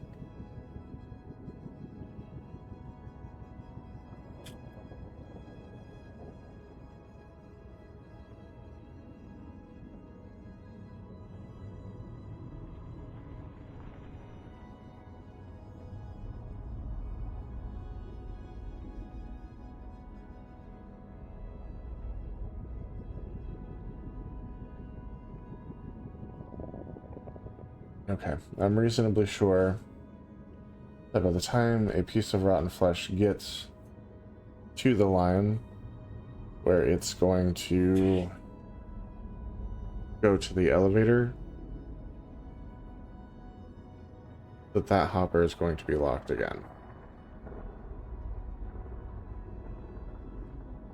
And that's just not efficient at all, as you might imagine.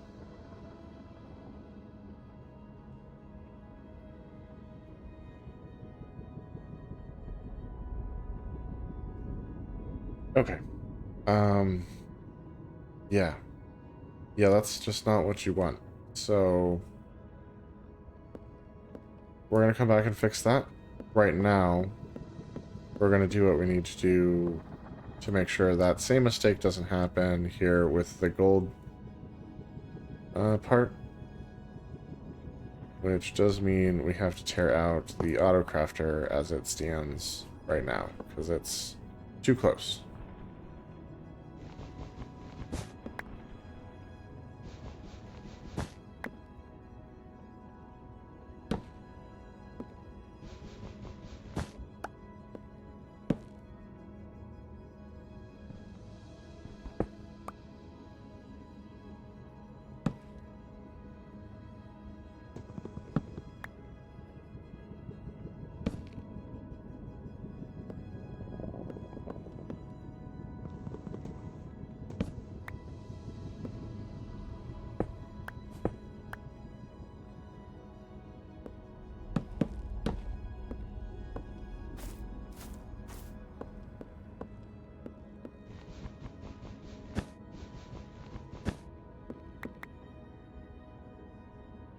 Okie dokie.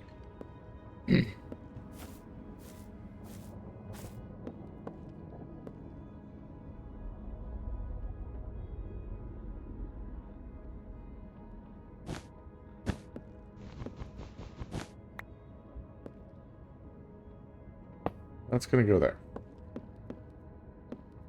And this line going to get moved away from that by just a little bit.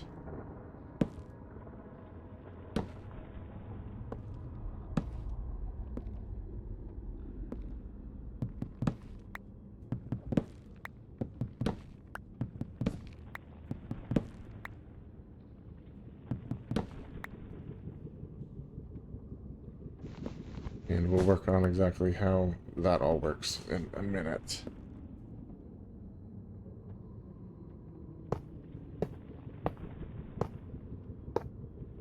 Okay, so in order to do that diversion, we need one more hopper.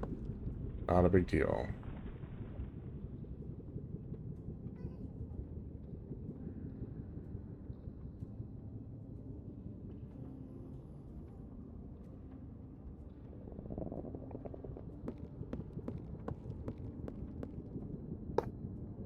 Okay, so now this won't be locked.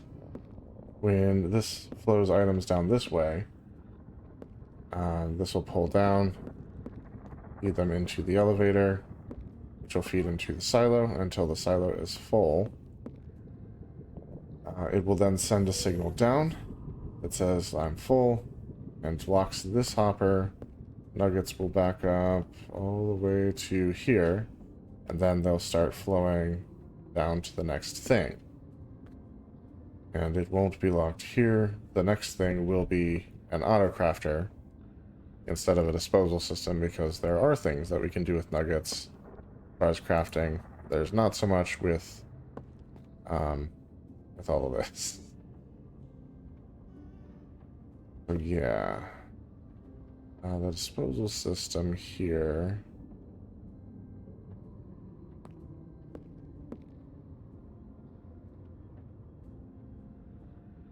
We can move it over, but I think we have to reverse it.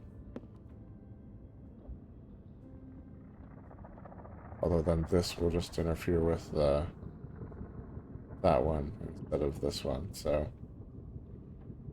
I don't know. We're gonna have to take a look at that. But yeah, we definitely need this line to be off to the side a little instead of what it was doing before.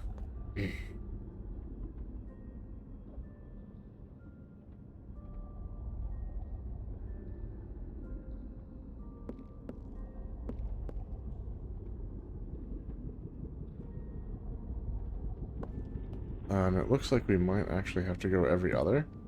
Because even though the rest of this stuff is fairly compact, this bit right here extends into the space where the next elevator would go.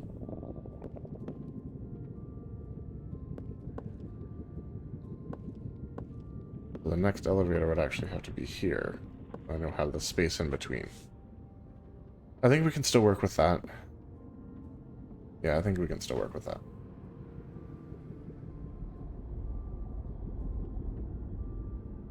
So we might have to do some maths and see exactly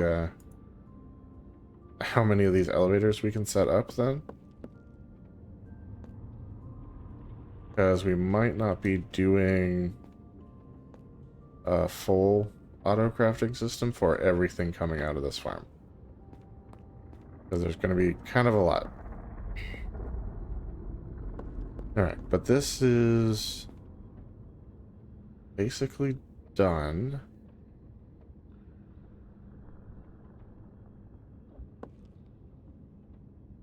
So yeah, any nugget that doesn't go into the storage system will go into the next thing, which would be the auto crafter.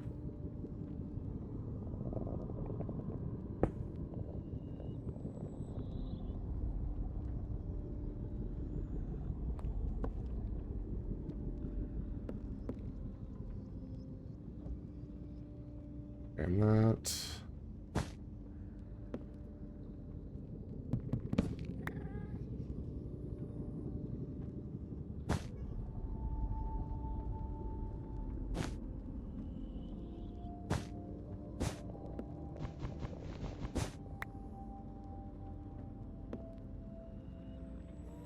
Put that back.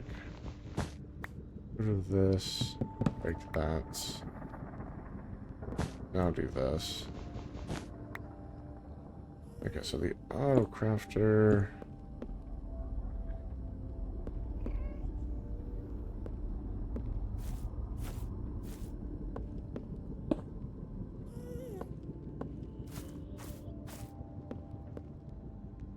As those connected, then we would have a comparator here.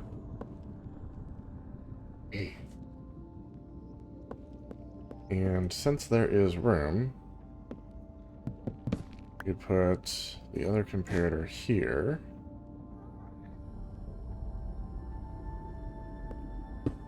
That's going to be in subtraction mode. And you guys remember this composter, but this time only filled to level 6. And that will allow us to autocraft all of the nuggets into ingots, which will be the start of a whole other system. So let's... I want to do the composter, but I want to look at this for a second and just like make absolutely sure that this makes sense to do it this way. Because the only thing that gold nuggets can make with just gold nuggets, or even with a combination of gold nuggets and rotten flesh, is gold ingots.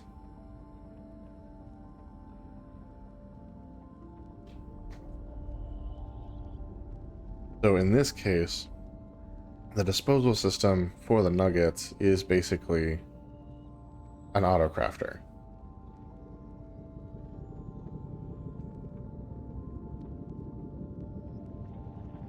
Instead of like an actual disposal system like this.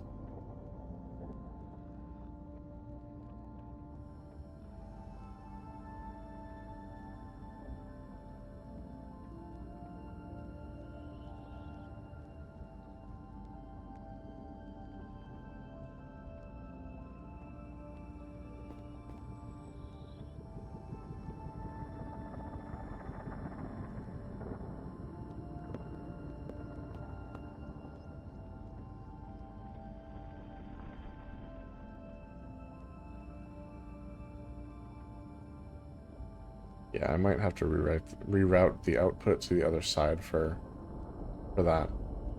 That's gonna be fun. Okay, but yes, I believe this makes sense.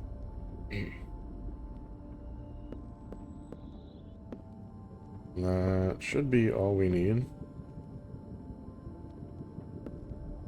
And if I were to do this, we should be getting some signal strength.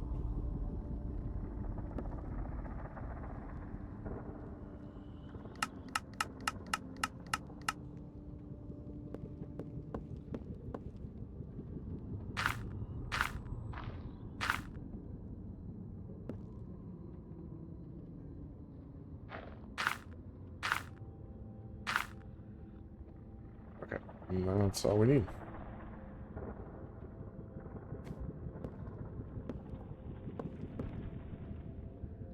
And now, if I were to do that,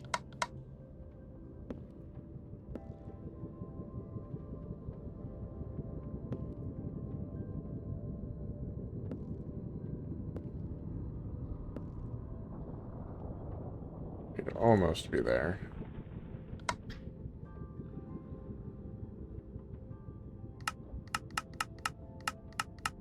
Okay, so that's correct. And we want this to be the full crafting grid because, you know, it has to fill with nuggets and then push into the next thing. So this would go to an elevator next. And to keep it in the same line with everything we've been doing, we would put a chest here. So this will push into a chest, and then we would do hoppers underneath running to the next elevator to store ingots.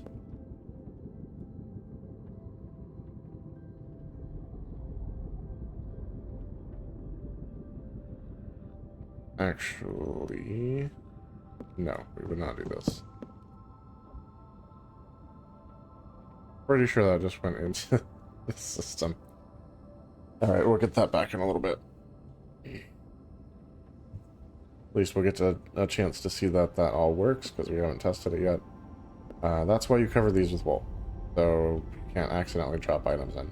So what we would do is put a hopper here that continues on down the line. So, and then a hopper underneath that feeds into an elevator. So it would store all the ingots until it was full, and then it would back up to just underneath the hopper that this is inputting into, and that hopper would push this way and then it would feed into another system. It kind of does the same sort of thing. And as massive as this place feels, all the items that we're trying to create, it suddenly feels a lot less massive. Like a lot less massive. We might even have to look at a way to compact this so we can make use of all of these spots instead of just every other. I don't know. We'll have to see. Because technically this right here is where the next tower would go. But that doesn't work, obviously. Because this is in the way. But yeah, I'm not sure.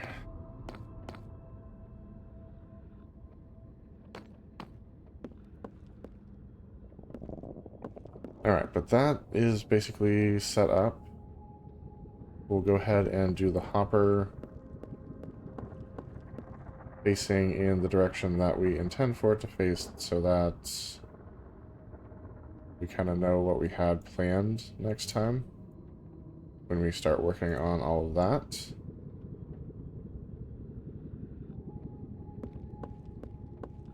And then we'll go fix the rotten flesh line.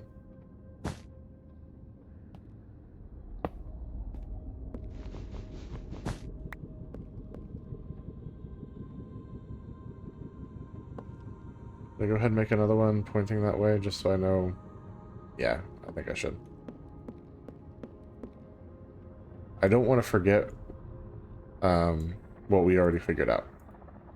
So doing this just helps me keep all of that straight.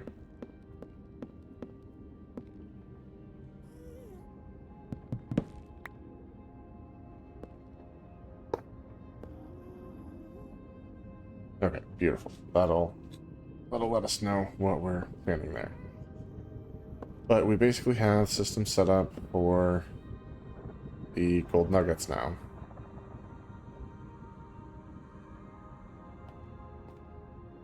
And we need to go upstairs and grab our bucket so we can move all of this.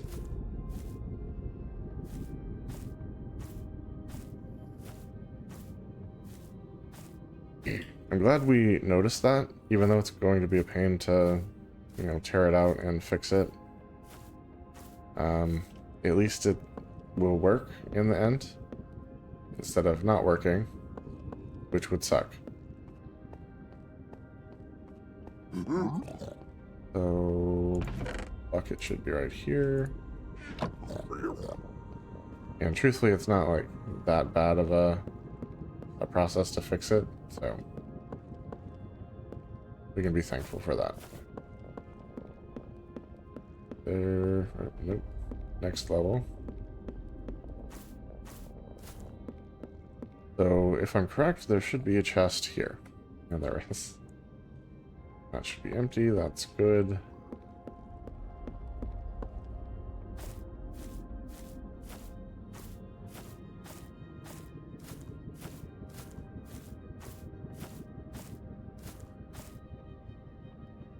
Yeah, one more. We'll actually be able to fix this too, because this will be in a different location. And I might go with the other design just so I don't have to tear through the floor. Because that kind of sucks.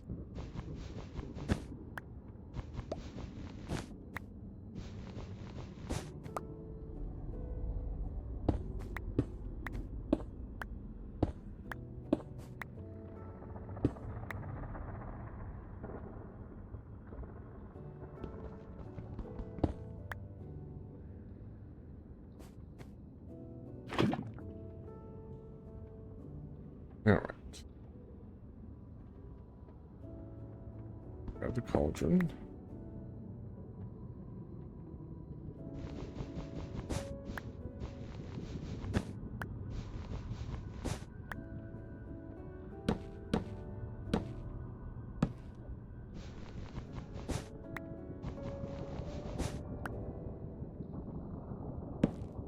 And a lot of this brown wool may end up in the rotten flesh elevator. That's okay. We'll go back and grab it.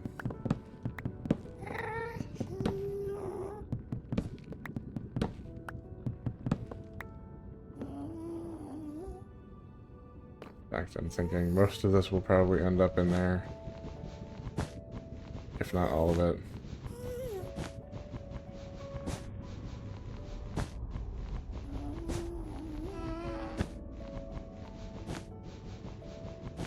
And then we still need to cover the Nugget line so that nothing can fall into it.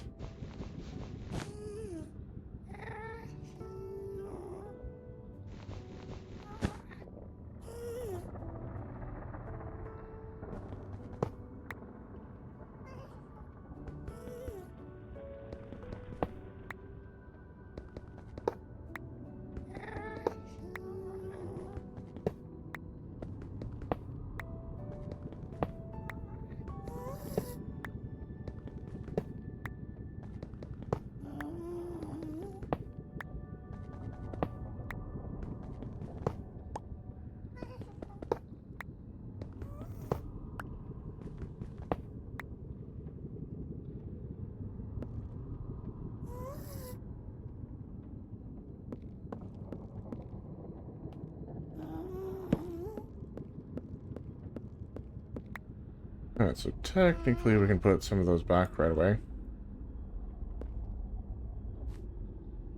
A little overzealous there. Some of these will remain.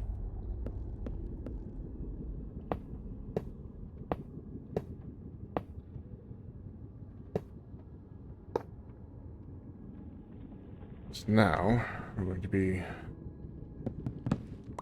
routing down and around the filter.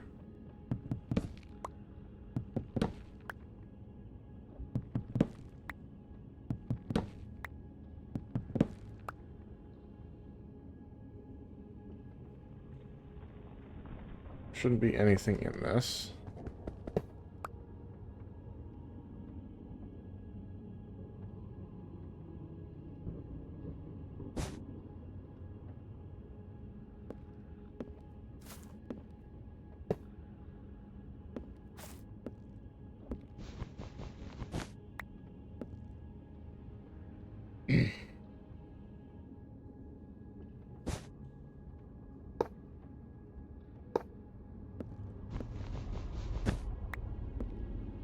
Alright, so now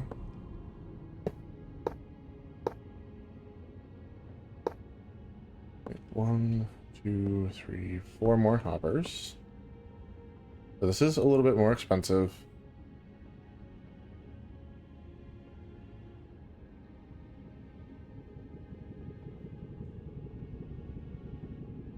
As far as like hoppers are concerned.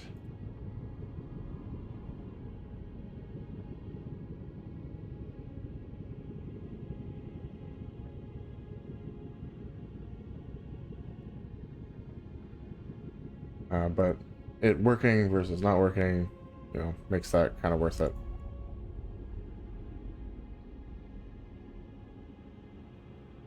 Okay, there's our four hoppers.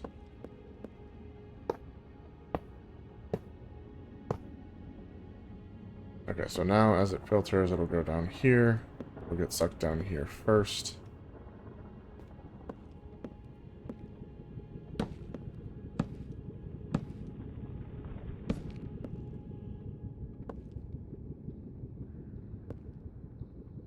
Okay, they're basically mirrors of each other.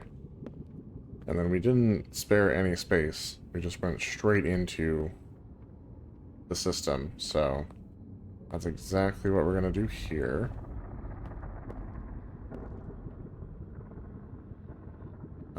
Right here is where the cauldron needs to go. And we're going to put lava bucket in there. And we need... I said we're going to use dirt.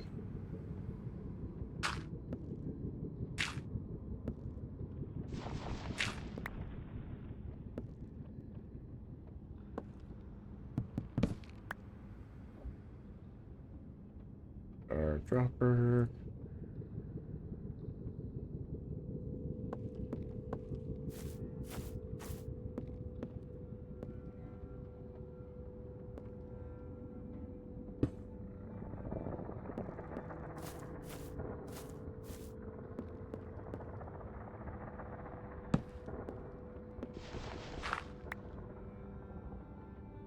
Okay. That system is straight back this way and comes off to the side this way. I'm wondering if I can accomplish basically the same thing here.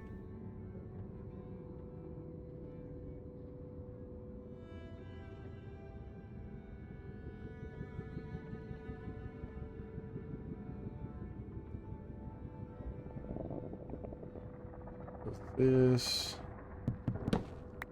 we have to take the comparator output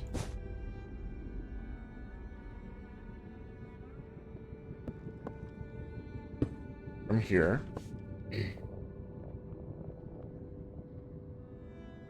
And that has to push into the repeater right here.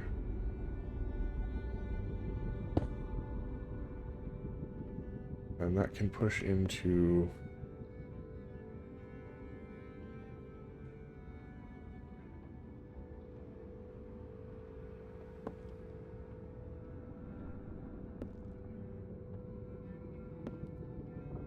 okay, regardless of which of the systems we use, we're definitely going to have to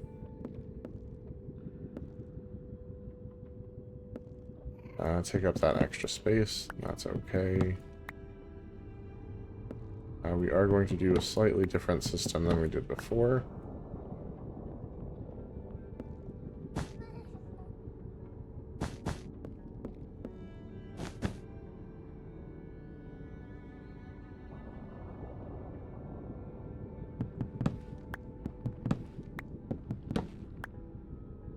And we are going to need more brown wool. So let's hop upstairs and get the rest of the brown wool out of the elevator on level 2, item elevator.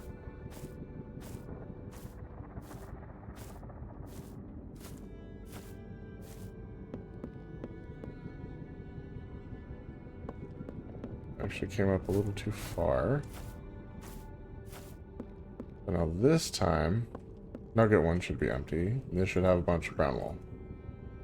We're also going to grab it from the chest on level 1, because I have a feeling we're going to need more than we used last time. By a little bit. Let's grab some extra.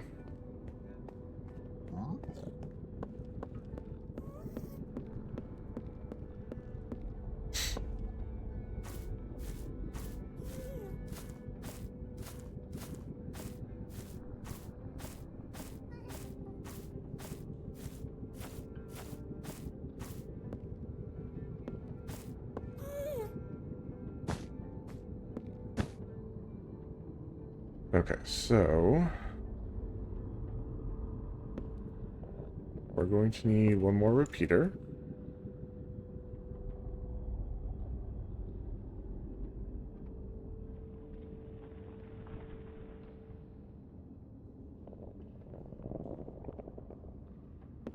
And that's going to go into there.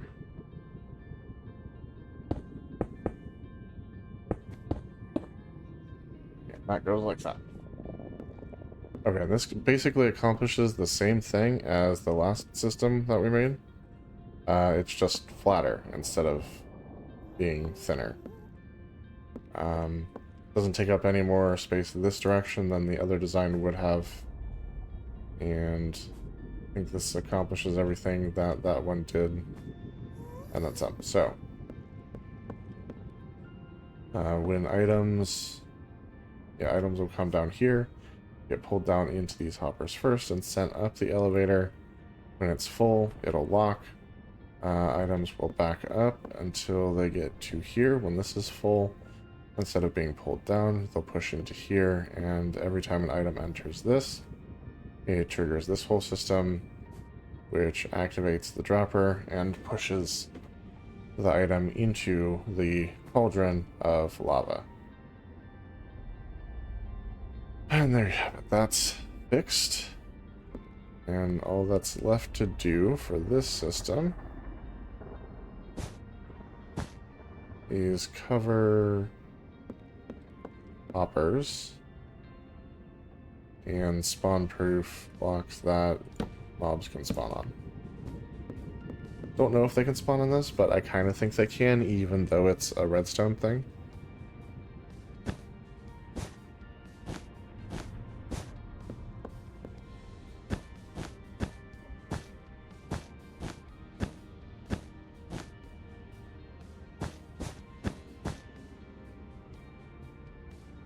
Alright, and then all of these need their slabs on them.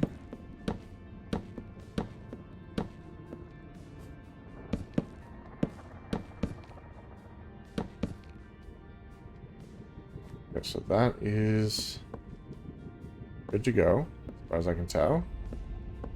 Nothing will spawn on this because it's all redstone.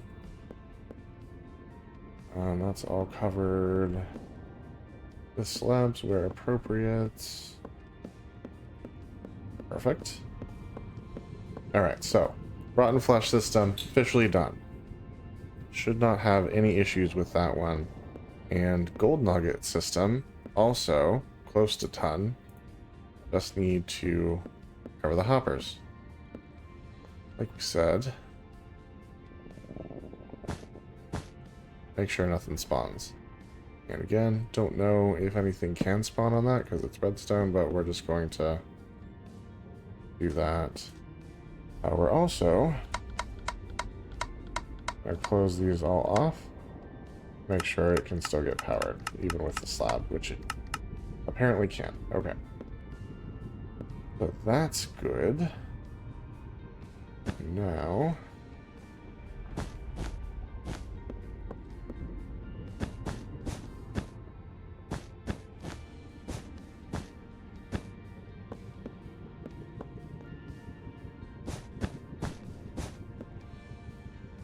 those need wool, including these.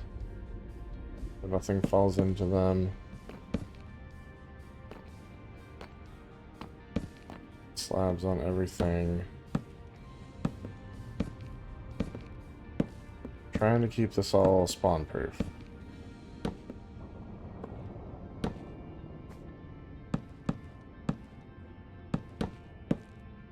Sometimes that's easy, sometimes it's not. Okay, so that all looks to be good. Don't know if this needs a cap or not, but we're gonna put one on just in case. Okay, and that all looks solid. The only thing left to do is put wool here, so nothing can fall into this, only items can be pushed into it by the crafter. Okay, now the nugget system is officially done. And we still have ourselves half an hour, so... yeah, rotten flesh and nuggets are sorted and good to go.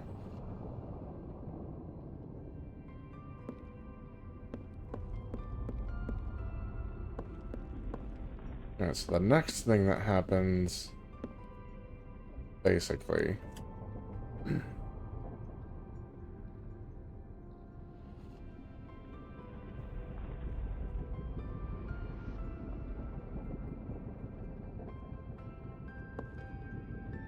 well, that's an interesting idea.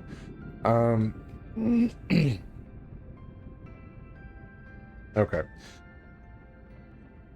I was thinking maybe I do a double elevator. One... a small one. Small, very short one. Like, in this area.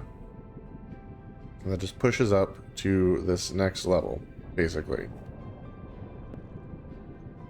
Or up to the next sub-level. And then it carries over and does the main elevator right here, where it's supposed to be, just a little bit higher. I'd have to have two systems for dropping signals down to tell it to stop doing the elevator. But it would let us use every single one of these, because we could alternate. We would do one elevator down here, just like one big elevator. Then for this section, two smaller elevators. And for this section, one big elevator.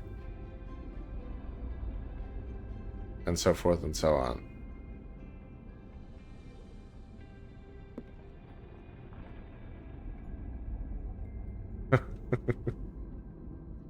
Oh, it would kind of suck. And if I do it up to the next subsection, first of all, do I even have room for that? Because we would have...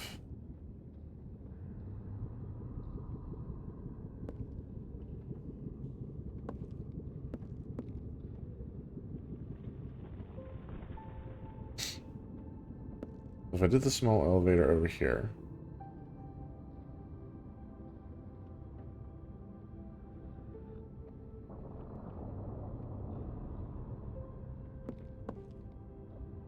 this is only too wide, right?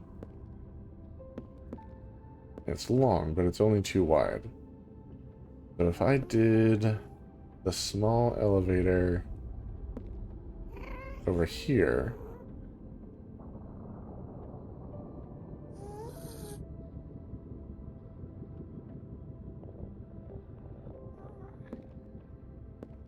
I could do it in such a way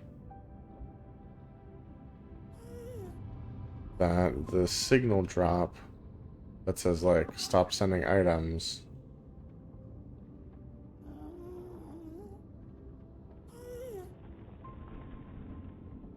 would shut off the small elevator. And then you wouldn't need two shut-offs. Does that make sense? Because if you shut off the small elevator, it stops sending items to the big elevator, so you don't need a shut-off for that one, just the small one.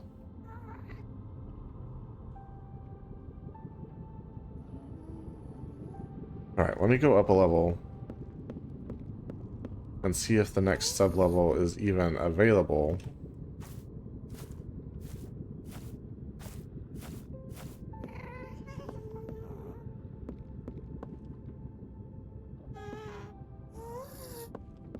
And it's not. I can pretty much tell you that right now. Yeah, this would be the sub-level. Right here. And it is where the piglins land when they drop.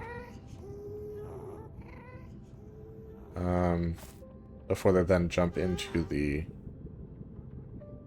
entity cramming tubes. Okay. Let me come back down.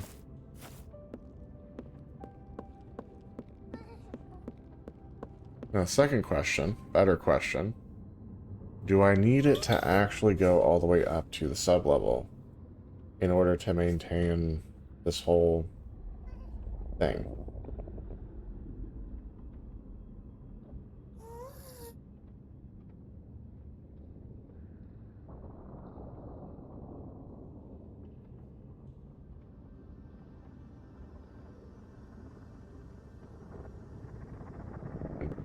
Okay, so basically...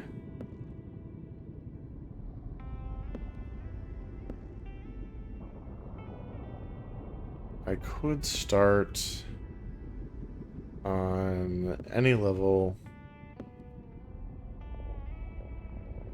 where we have this block, the one further away from the tower. Any of those would work as a valid starting position.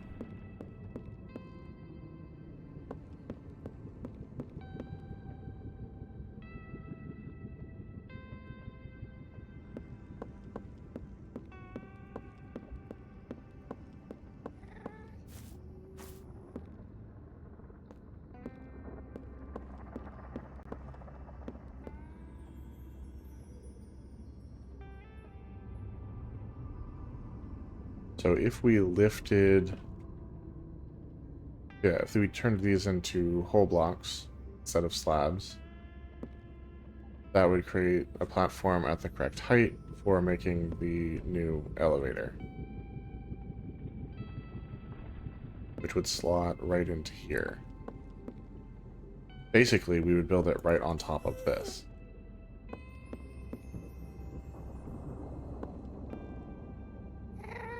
You'd have this part in here.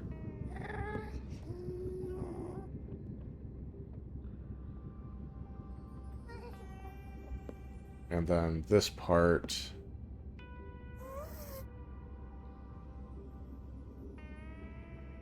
be these two spots.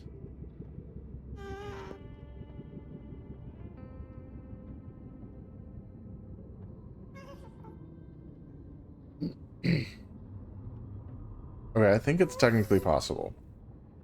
I'm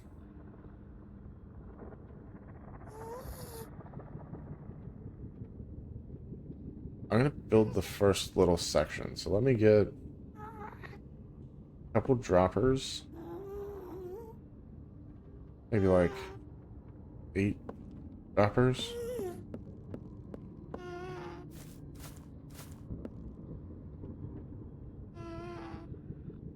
Or, you know, however many I can get with this. 4. 4 is good. Let's say 4 droppers. Fine.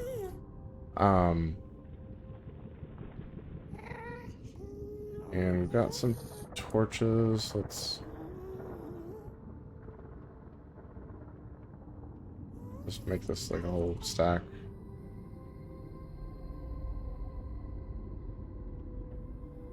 What do I need for the bottom? 2 comparators.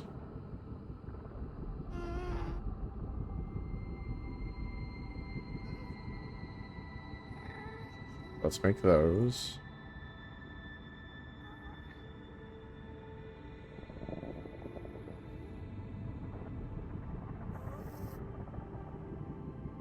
We would need a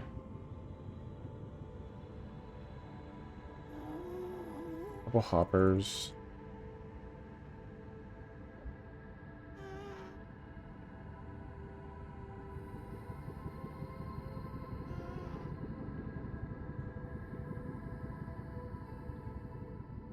Maybe like 3 for the inward feed too.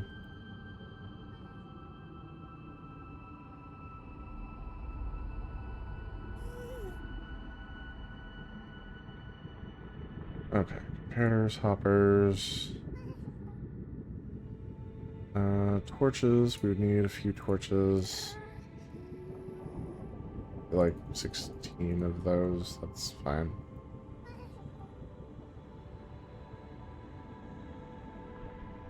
And I think that's it. If we go look at the workings. Yeah, comparator pushes into block with torch. Hoppers, the comparator, block, torch. Okay. Let's run upstairs.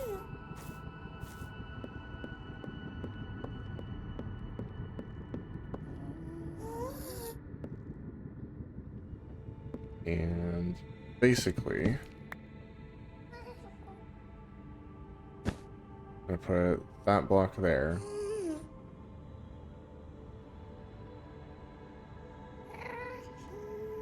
Well, no, technically not. Technically not. Droppers are gonna sit right on this.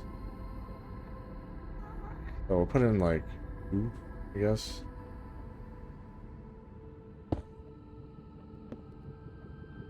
Because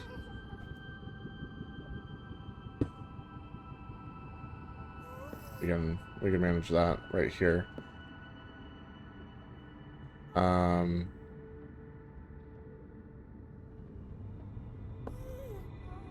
Yeah, that doesn't work. We need the sublevel so that we have room to take the comparator feed off of the droppers. That doesn't work. because it's too tight on the main level, but in the sub level we have room.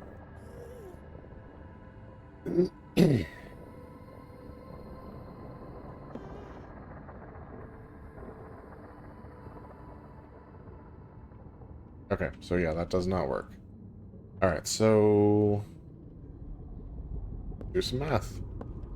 If we have this, we have to skip this. 2.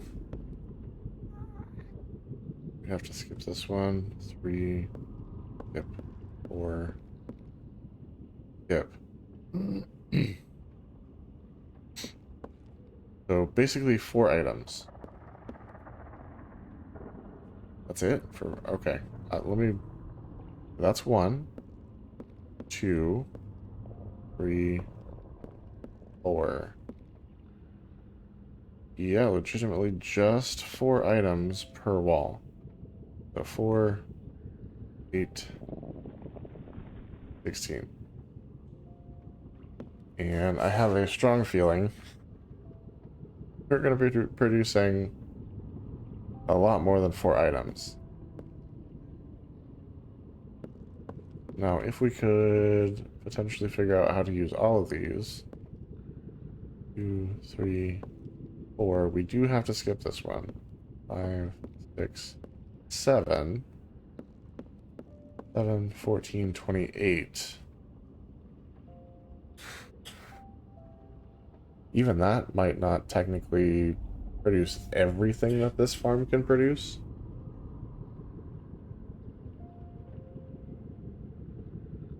But it's better than 16. Almost twice as good, so... Yeah, we're gonna have to figure out how to cram these elevators into a tighter space. We might be looking for a different mechanism to run them, one that takes up less room.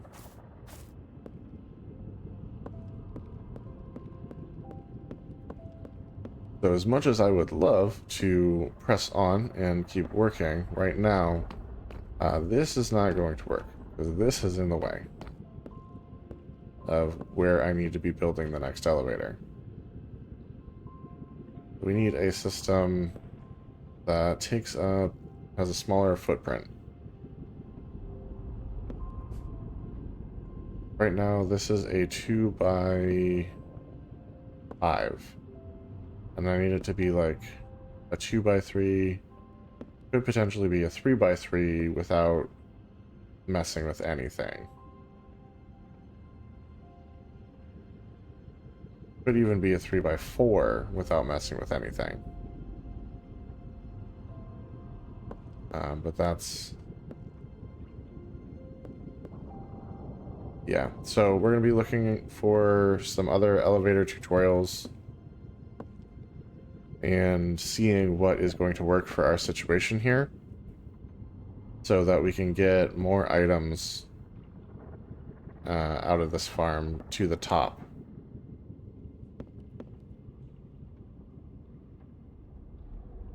And of course we will be sure to credit the person whose tutorial that we used to solve this problem. So in the meantime, we've got about 20 minutes, and I know we're going to need more redstone for this project, so let's go back up to the overworld and keep hammering away with that, selling iron, buying redstone. Probably also chopping down bamboo, because we're definitely going to need more wood as well. And yeah, rejoice in the fact that tonight we've managed to officially finish in a system that currently works for these 2 items, the rotten flesh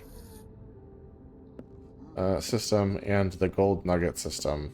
So yeah, like, bravo guys, that is big progress. Let's go ahead and put all of this stuff away.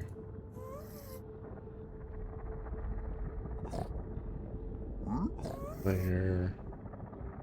Redstone. Quartz. Regular stone. Brown wool can go here. We have some hoppers and torches that we already made. Some comparators we already made. Some droppers we already made. An empty bucket. Some of our slabs. Okay, that gets us back to base level. So let's head back up to the overworld and see if we can't acquire some more supplies. Because we're definitely going to need them.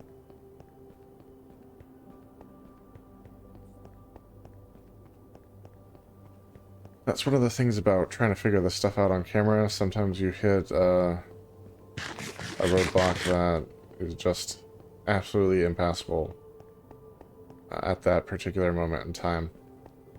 And that's kind of where we're at. We need to be able to fit more elevators in the space. So we need something a little bit more space efficient. And I'm sure that it is out there. Like, I'm actually quite positive that it's out there. So we'll take a look at that and get it all figured out. In fact, let's go ahead and switch our helmets.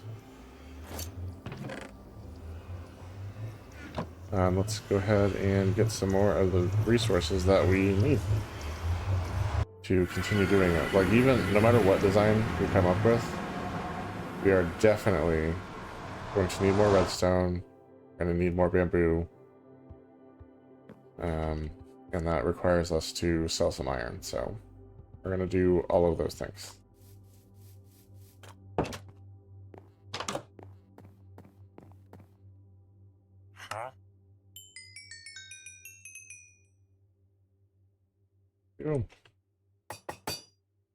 Conveniently left me with just one, which gives me a perfect stack again, which I am a fan of.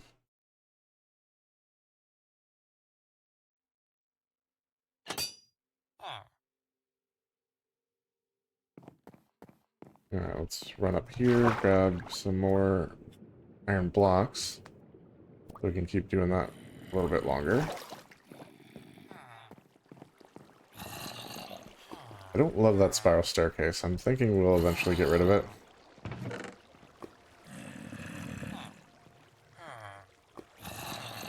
I'm just not sure what system of ascension we want to put in its place. But we'll come up with something, for sure. Doing the iron farm automation is also going to be insanely interesting.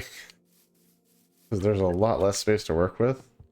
And we do still have to fit quite a bit in there.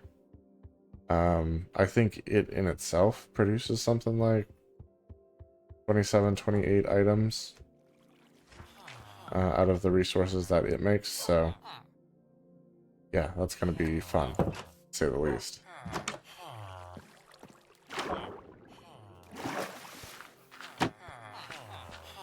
And let's grab these. Oh, those can stay.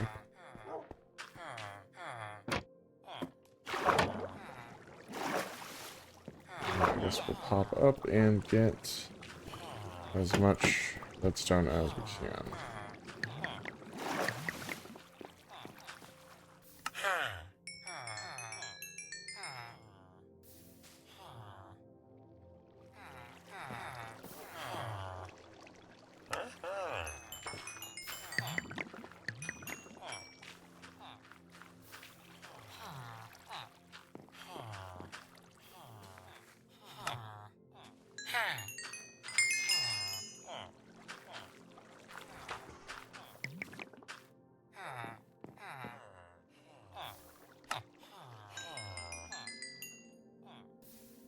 Okay, locked me out anyway. That was a good run.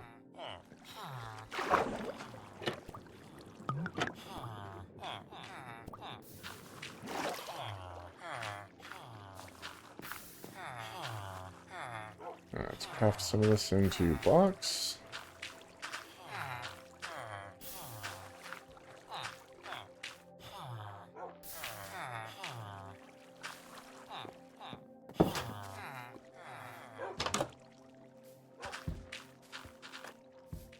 And now, harvest some bamboo. We're definitely going to want another sword on hand, because this one's going to break soon. I'll probably just go ahead and make two, because we're going to burn through them real quick.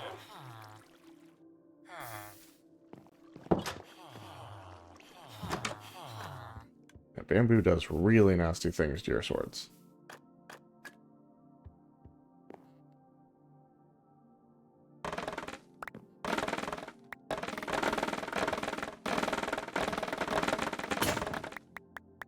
You know what I mean?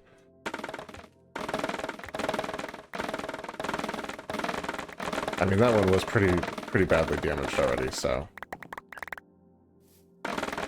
Not sure you can count that necessarily, but...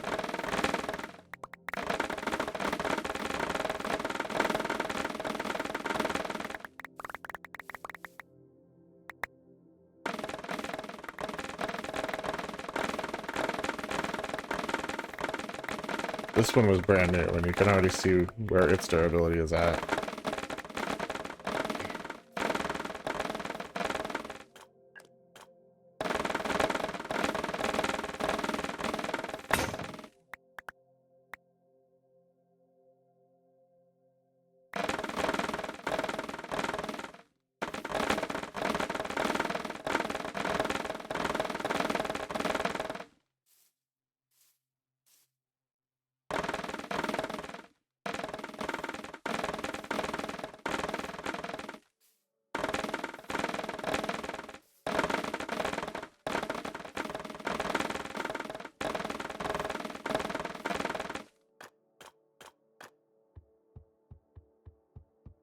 Alright, let's go craft this into as many blocks as we can.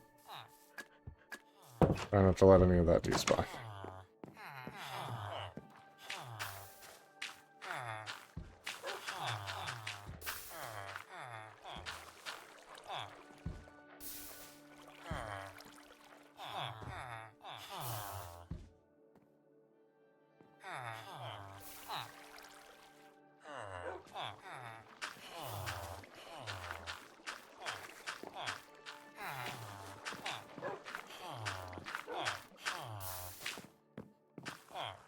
There we go.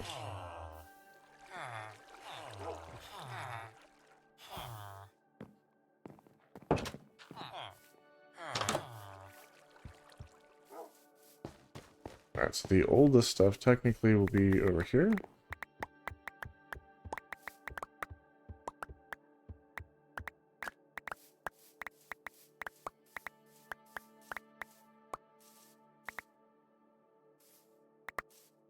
So we'll try to collect it first.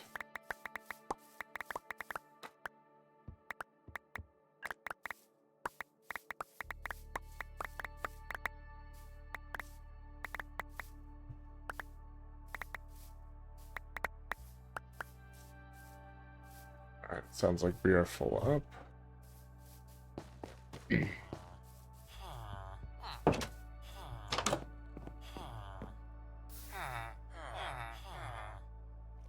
Alright, first things first. Replace all of our sticks.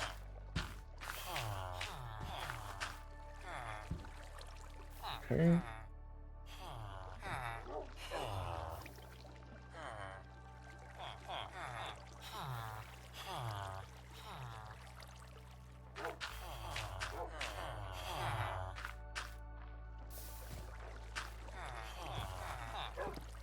And let's go get some more.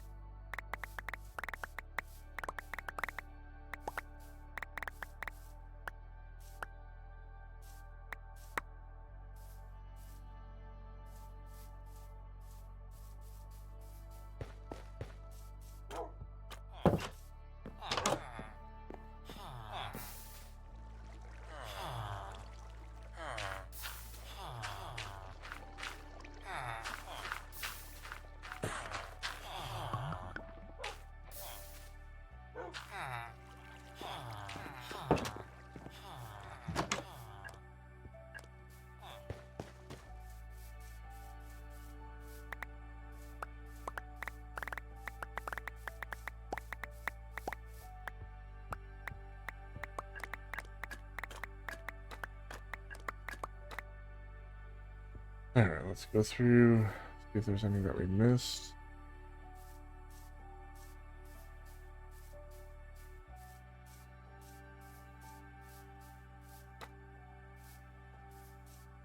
It doesn't seem like it.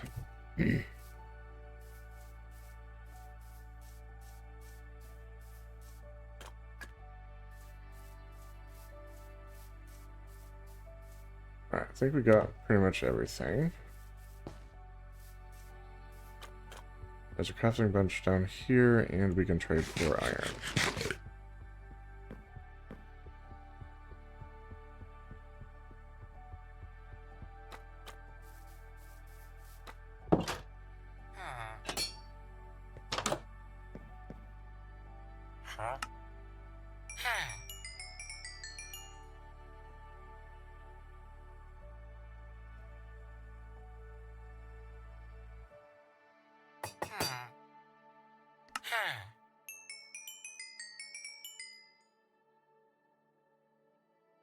Alright, that's looking a little bit better than just one emerald. And let's craft the rest of this into blocks.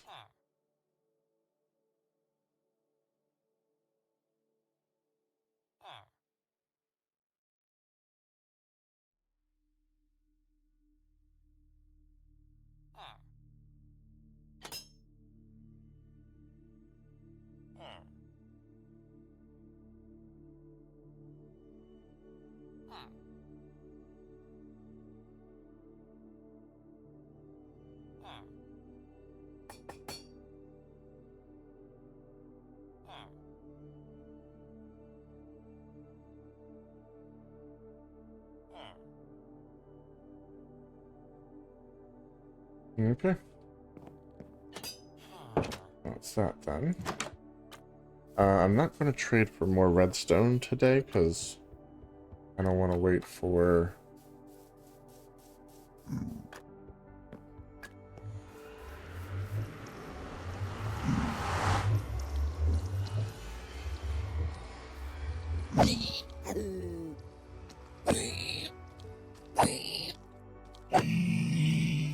Hey, gold nugget. We kind of want to wait for the emeralds to build back up a little bit more. Because there's two people we can trade redstone with, but only one person we can sell iron to. So we use them basically twice as fast as we procure them.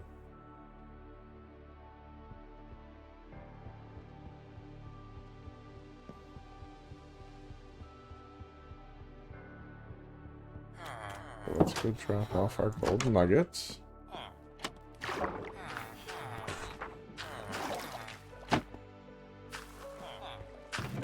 I'm sure you guys are just wondering, like, why don't you just make a gold farm in the overworld? Well, if you've been following the series, you already know why, but I'll go ahead and explain it anyway, just so we're all on the same page for that.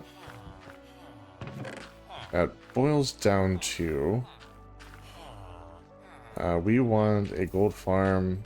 What we're actually trying to build is a piglin bartering farm. And the best way to do that is to have a gold farm automatically feeding into a piglin bartering farm. So that's kind of the plan for that.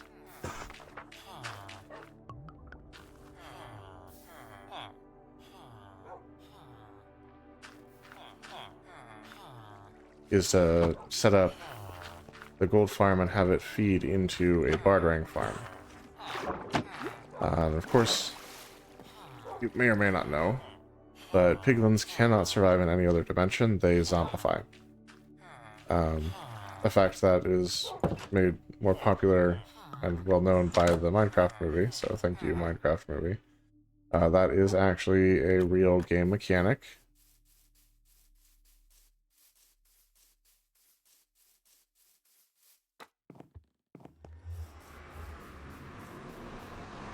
Okay, so this, we have some polished diorite, a fair amount of cobble there, and this is all dirt, plus some random odds and ends over here. I feel like we can move these down.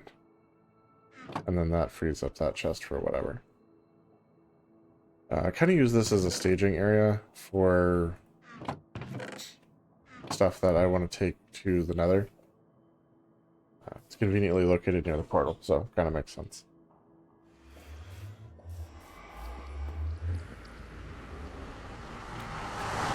I'm trying to think if there's anything else that we need more of. Like, I think we're going to have plenty of stone. Cobblestone is probably, like, the only thing. And you know what? I've only got a couple minutes. I'm going to trade for as much redstone as I can get while we're still on stream. And then we'll go ahead and call it a day. Having done all that we can do.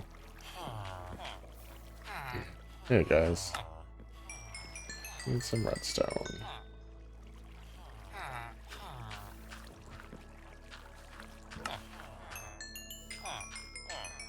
I think I'm maybe past the time when they normally work. Though I doubt that they're going to refresh that today.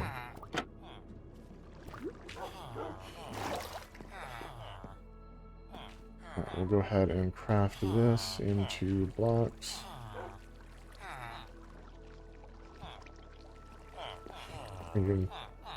Well, I'll keep working on that off camera, but yeah, that's I think that's going to be it for today. We got a lot done. We officially finished the rotten flesh portion of the gold farm processing system, so it sorts it out. It sends it to an item elevator that pushes it to the top of the tower where our road network is, moves it over into a silo. That silo communicates when it's full and shuts off the elevator so that the items can back up and move into their next destination, which is, for rotten flesh, an item disposal system. And that all happens completely automatically. I don't have to worry about it or think about it or mess with anything. Items go into the system from the farm and they get handled for me from there because we set up an automated system for it. And even more fun, we set up the system for the gold nuggets as well. And so same thing there. They get filtered out. They get elevated up to the top. They get stored in a silo. That silo communicates when it's full. And instead of disposing of them, they go into an auto-crafting system and get turned into ingots. And those will get used to make other things. They'll get stored in their own silo. And then, yes, used to make other things. But yeah, it's been an excellent day. We got a lot done. We've got a little research to do off camera, but things are moving along. So thank you guys for watching. At this point, the loop is stable, so we're going to let it run. You guys have a great night, and I will catch you in the next cycle.